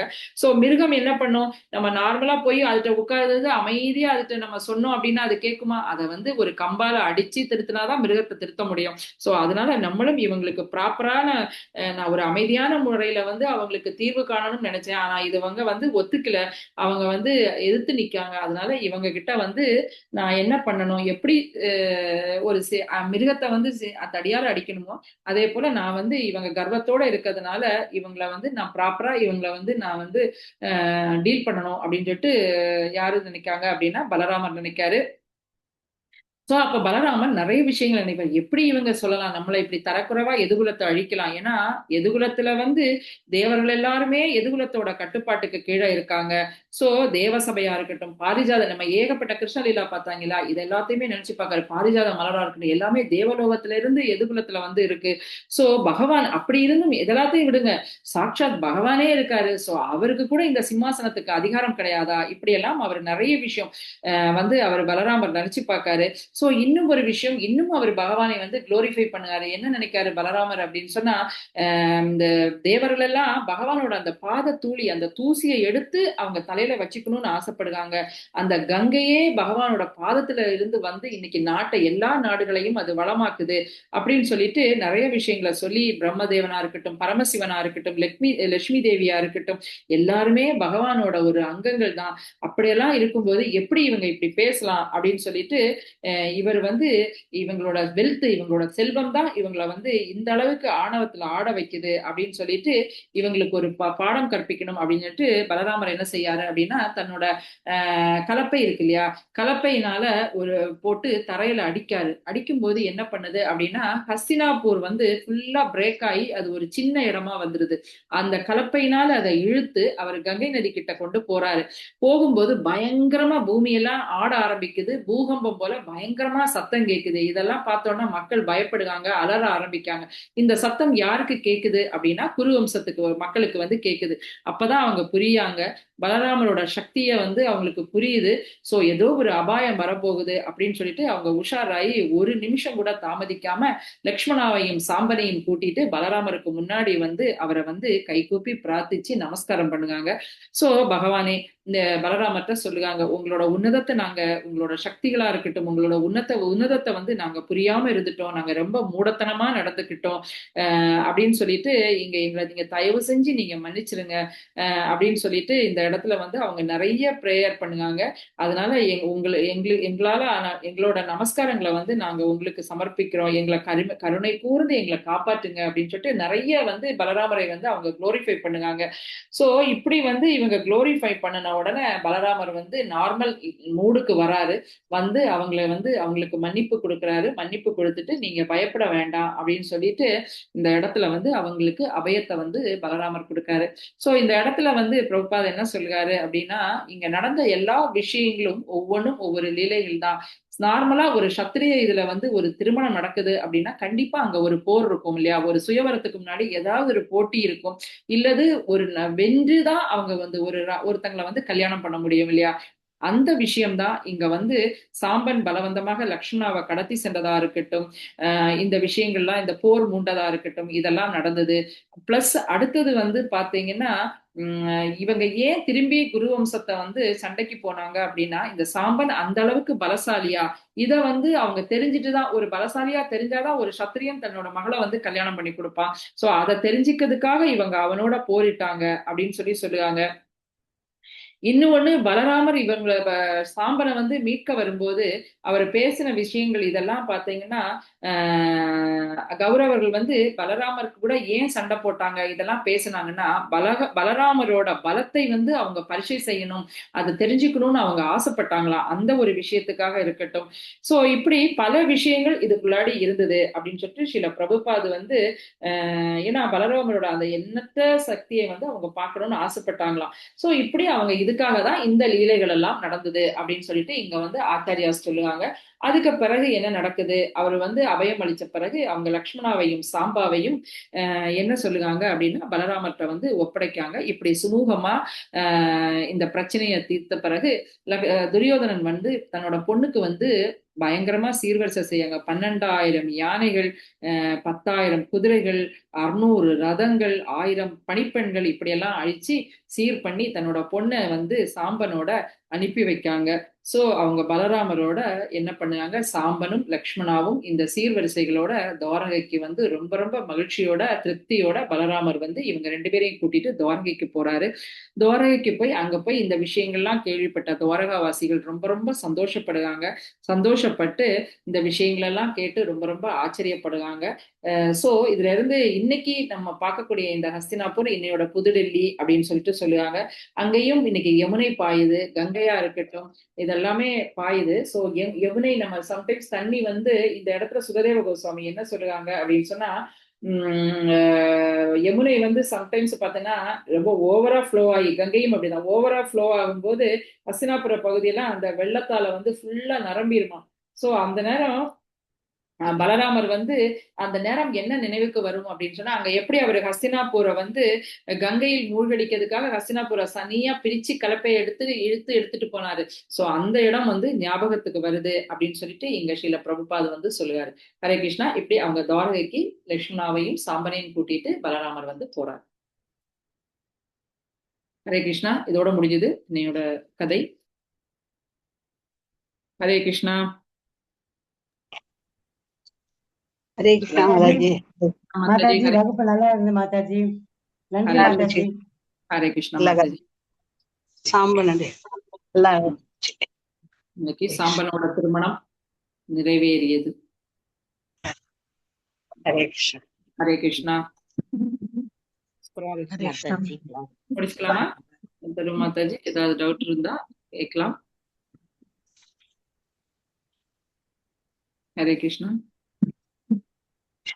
ஹரே கிருஷ்ணா மாதாஜி. ஹரே கிருஷ்ணா. இது அவர் கலப்பையில தானே வச்சு எதை இருப்பாரு? அந்த பூமியை வந்து கலப்பையால அடிக்கிறாரு மாதாஜி. ஹஸ்தினாபூரை வந்து கலப்பையால அடிச்சு இழுக்கிறாரு. சரி. இழுத்து கங்கையில கொண்டு அதை அழிச்சிடணும் அப்படின்னு எடுத்துட்டு போகும்போதுதான் இந்த சத்தத்தினால அந்த மக்கள் பயந்து, அதுக்கு பிறகு இவங்க வந்து குரு வம்சத்தர்கள் வந்து அதனால பயந்து பகவான் திருப்பி போறாங்க பலராமர்ட்ட. ஹரே கிருஷ்ணா. ஹரே கிருஷ்ணா மாதாஜி. ஹரே கிருஷ்ணா. ஹரே கிருஷ்ணா மாதாஜி. ஹரே கிருஷ்ணா. ஹரே கிருஷ்ணா. ஹரே கிருஷ்ணா மாதாஜி. ஹரே கிருஷ்ணா. இதுல வந்து துரியோதனன் வந்து இந்த கதையில வந்து இருக்கும்போது உயிரோட இருக்காரா? Yes yes yes. இதெல்லாம் நடக்கும் போதெல்லாம் அவங்க எல்லாம் இருக்காங்க.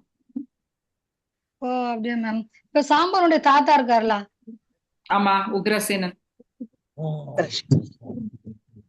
அவரோட தலைமையில தானே அவங்க யோசிக்காங்க. சோ நம்ம கலியுகத்தை வச்சு நம்ம கணக்கு போடக்கூடாது, ஜட்ஜ்மெண்ட் பண்ணக்கூடாது மாதாஜி. அவங்க எல்லாம் ஒவ்வொரு இவங்களுக்கும் இத்தனை வருஷங்கள் இருக்கு, இவ்வளவு பீரியட் இருக்கு இல்லையா? குரு மாதாஜி. சொல்லுங்க பிரபு. சுப்பிரமணியம் பிரபு. ஹரே கிருஷ்ணா. ஜெய் ஸ்ரீ கிருஷ்ணா. ஜெய் ஸ்ரீ கிருஷ்ணா பிரபு. மாதாஜி துருபதன் வேற துருபன் வேறையா மாதாஜி? என்ன பிரபு? துருபதன் வேற துருபதன் வந்து நம்ம துரோணாச்சாரியரோட வருவார் இல்லையா? ஃபர்ஸ்ட் அத்தியாயத்துல நம்ம படிச்சோம் இல்லையா? துருபத மன்னன். அவங்க வந்து திரௌபதி அப்பா. அப்பா இது வந்து துருவன் வந்து துருவ மகாராஜ் உத்தனபதாவோட துருவ இதுல வருவாங்க இல்லையா? அது வேற ஆ, அது துருவன் வேற என்ன? Okay thank you Mataji. ஒரு டவுட்டா இருந்துச்சு. துருவன் தான் அவர் அவங்க ஏம்னா அப்பாவோட அவரு மடியில நான் இருக்கணும்னு நினைச்சேன் ஆசைப்பட்டு பகவானை தேடி போவார் இல்லையா? நான் நினைச்சேன் மாதாஜி அவர் துருவன் வந்து அந்த திரௌபதி வந்து அவங்களுக்கு மகளா பிறந்திருக்கு, அவரு இவரு பெரிய பக்தனா இருந்திருக்கும் போல அவர் தான் போல நினைச்சுக்கிட்டு இல்ல இருந்தேன். இல்ல இல்ல. அது அதான் துருபத டவுட் மன்னன் இருந்துச்சு அதை தான். துருபத மன்னனோட பொண்ணு. அதான் இல்ல திரௌபதியே இவ்வளவு பெரிய தெய்வமா உள்ளவங்களே மகளா பிறந்திருக்காங்க, அப்ப இவங்க முன்ன பக்தனா இருந்திருப்பாரோ அப்படின்னு அது ஒரு டவுட் இருந்துச்சு. துருவ மகாராஜ் தேங்க்யூ. வேற. துருவ மகாராஜ் வேற. அவங்க அப்பாவோட மடியில இருக்கணும்னு ஆசைப்பட்டு அது வேற கதை. பின்னால அவர் ஒரு பெரிய பக்தனாக மாறுறாரு. ஹரே தேங்க்யூ கிருஷ்ணா. மாதாஜி. ஹரே கிருஷ்ணா. ஹரே கிருஷ்ணா. ஹரே கிருஷ்ணா மாதாஜி. ஹரே கிருஷ்ணா பிரபு. மாதாஜி ஒரே ஒரு மட்டும் சொல்லி கொடுங்க. இப்ப இந்த லீலையை நடக்கும்போது பகவான் கிருஷ்ணர் துவாரகையில இருப்பாரோ? துவாரகையில இருக்காரு. பலராம் மட்டும்தான் எல்லாம் பண்ணிட்டு இருந்து பார்த்துட்டு இருக்காரு. பலராமர் வந்து கொஞ்சம் எப்பவுமே நீங்க மகாபாரத வார் எல்லாம் நீங்க ஃபுல்லா பாத்தீங்க அப்படின்னா பலராமர் எப்பவுமே கொஞ்சம் குருவம்சத்துக்கு வந்து சாதகமா தான் இருப்பாரு. இந்த பஞ்சபாண்டவர்களோட பிரச்சனை வரும்போது கூட அவர் ரொம்ப எதிர்த்து நிக்க மாட்டார். அவர் வார்ல கிடையவே கிடையாது. மகாபாரத வார்ல பலராம் வரவே மாட்டாரு. கிடையாது. ஆமா அவர் கிடையாது. கிருஷ்ணர் மட்டும் தான் இருப்பாரு. சோ அதனாலையும் இவங்களுக்கு பிடிக்குது. சோ அவர் இருக்காரு. ஓகே. ஹரே கிருஷ்ணா பிரபு. ஹரே கிருஷ்ணா. தேங்க்யூ மாதாஜி. ஹரே கிருஷ்ணா. ஹரே கிருஷ்ணா மாதாஜி. தரு மாதாஜி ரீகேப். ஹரே கிருஷ்ணா மாதாஜி. இன்னைக்கு வந்துட்டு நம்மளுக்கு ரீகேப் மீனா பாலன் மாதாஜி பண்றாங்க. ஹரே கிருஷ்ணா மாதாஜி. ஹரே கிருஷ்ணா. ஹரே கிருஷ்ணா மாதாஜி. நான் சரியா நான் கேட்கல மாதாஜி. சரி ஓகே மாதாஜி. 4 பாயிண்ட்ஸ் சொல்லுங்க போதும் மாதாஜி.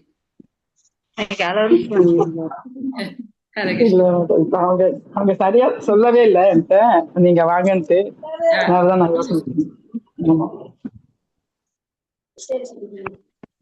ஹரே கிருஷ்ணா மாதாஜி சொல்லுங்களா? கிருஷ்ணா யார் ரீகேப் சொல்ல போறாங்க? நான் சொல்லுங்களா? சொல்லுங்க மாதாஜி. மீனா பாலன் மாதாஜி சொல்லலையா? Okay okay okay. அப்ப சொல்லுங்க மாதாஜி. சொல்லுங்க மாதாஜி. ரொம்ப ஷார்ட்டா அழகா சொல்லிருக்கீங்க. சொல்லுங்க மாதாஜி. யார் சந்திரா சொல்லுங்களா இல்ல வேற யார்ட்டி சொல்லி? சந்திரா மாதாஜி சொல்லலாம் மாதாஜி. ஹரே கிருஷ்ணா. ஹரே கிருஷ்ணா. ஹரே கிருஷ்ணா.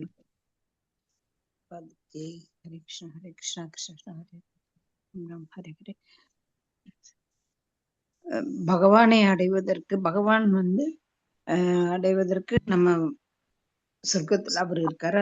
அவர் அடையறதுக்கு மனசு தூய்மையோட இருக்கும், நித்திய பக்தியுடனும்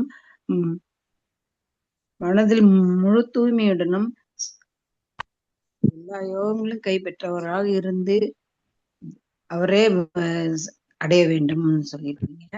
அப்பதான் அவர் போய் அடைய முடியும் அப்படின்னு சொல்லிட்டு நித்திய அவருடைய ஸ்மரன், அவருடைய கீர்த்தனம் இதையெல்லாம் படிச்சு நம்ம மன தூய்மையும் உடல் மனது எல்லாம் தூய்மையா இருந்தாதான் பகவானை போய் சேர முடியும். பகவான்கிட்ட போய் அடைய முடியும். நித்திய கர்மாக்களை கரெக்டா செய்யணும். இதெல்லாம் இது முக்கியமான பாயிண்ட் இதுதான். அதுல அது 2 இதுல வந்து பாகவதத்துல வந்து பகவானோட ருக்மிணிக்கும் பகவானுக்கு பிறந்த ஜாம்பவதிக்கு பிறந்த பையன் வந்து சாம்பன். சாம்பன் வந்து இந்த அவங்க பொண்ணுக்கு சுயம்பரம் நடக்கையில அங்க போய் அந்த பொண்ணை வந்து கவர்ந்துட்டு வந்தாரு. அந்த பொண்ணுக்கு விருப்பம் இல்லைனாலும் இவர் வந்து அந்த இதுல எடுத்துட்டு வரும். அவர் ரொம்ப கோவப்பட்டு இவங்களோட அவனை வந்து அவங்க வந்து அந்த பையனை வந்து மறைச்சு வச்சிடறாங்க. அப்ப இந்த இது நாரதர் மூலமா இங்க துவாரகைக்கு போய் அங்க அவங்க வந்து கிருஷ்ணன் பலராமன் வர்றாரு. பலராமன் வந்து இவங்களுக்கு வந்து ரொம்ப நண்பர்களாக இருந்தவங்க. இவங்களுக்கெல்லாம் இவங்க குருவம்சத்துக்கு ரொம்ப ஒரு பிரியமானவர், ஒரு நண்பராகவும் ஒரு சிறந்த நண்பராக எல்லாம் இருந்ததுனால அவங்களோட இருந்து அவர் நல்ல தக்க உபச்சாரங்கள், நல்ல ஆராதனை எல்லாமே நல்லா அவருக்கு நல்ல மரியாதை எல்லாம் செஞ்சு எல்லாம் முடிஞ்சோடனே இவரு இந்த மாதிரி சொல்றாரு, சாம்பன் வந்து ஒரு பொண்ணு அவங்க பொண்ணா கொடுத்துருங்க அப்படின்னு கேட்டோடனே அவங்களுக்கு ரொம்ப கோபம் வந்து, நீங்க வந்து எங்களுக்கு கீழே உள்ளவங்க, உங்களுக்கு நாங்க அந்த பொண்ணை தர முடியாது அப்படின்னு சொல்லி அனுப்பவும் பலராமர் கோபமா வந்து அங்க போய் பிரயோகிச்சு வந்து அதுக்கப்புறம் வந்து அவர் அந்த கலப்பை இருக்குல்லங்க அத கலப்பையை வச்சு அந்த பூமிய அடிச்ச உடனே பூமி அந்த இதானோடனே அவங்க திருதராஷ்டிரர் அவங்க அங்க இருக்கிறவங்க அவங்க பராக்கிரமசாலிகளான ஆச்சாரியர் அனைவரும் வந்து அவர்கிட்ட வந்து சரணடைஞ்சு இந்த பொண்ணு உங்களுக்கு உங்க பையனுக்கு கட்டிருந்தா அதாவது சீதனங்கள்லாம் நிறைய கொடுத்து அவங்களுக்கு கல்யாணம் பண்ணி கொடுத்து நல்ல சந்தோஷமாக அனுப்பி வைக்கிறாங்க. அவங்களும் துவாரகைக்கு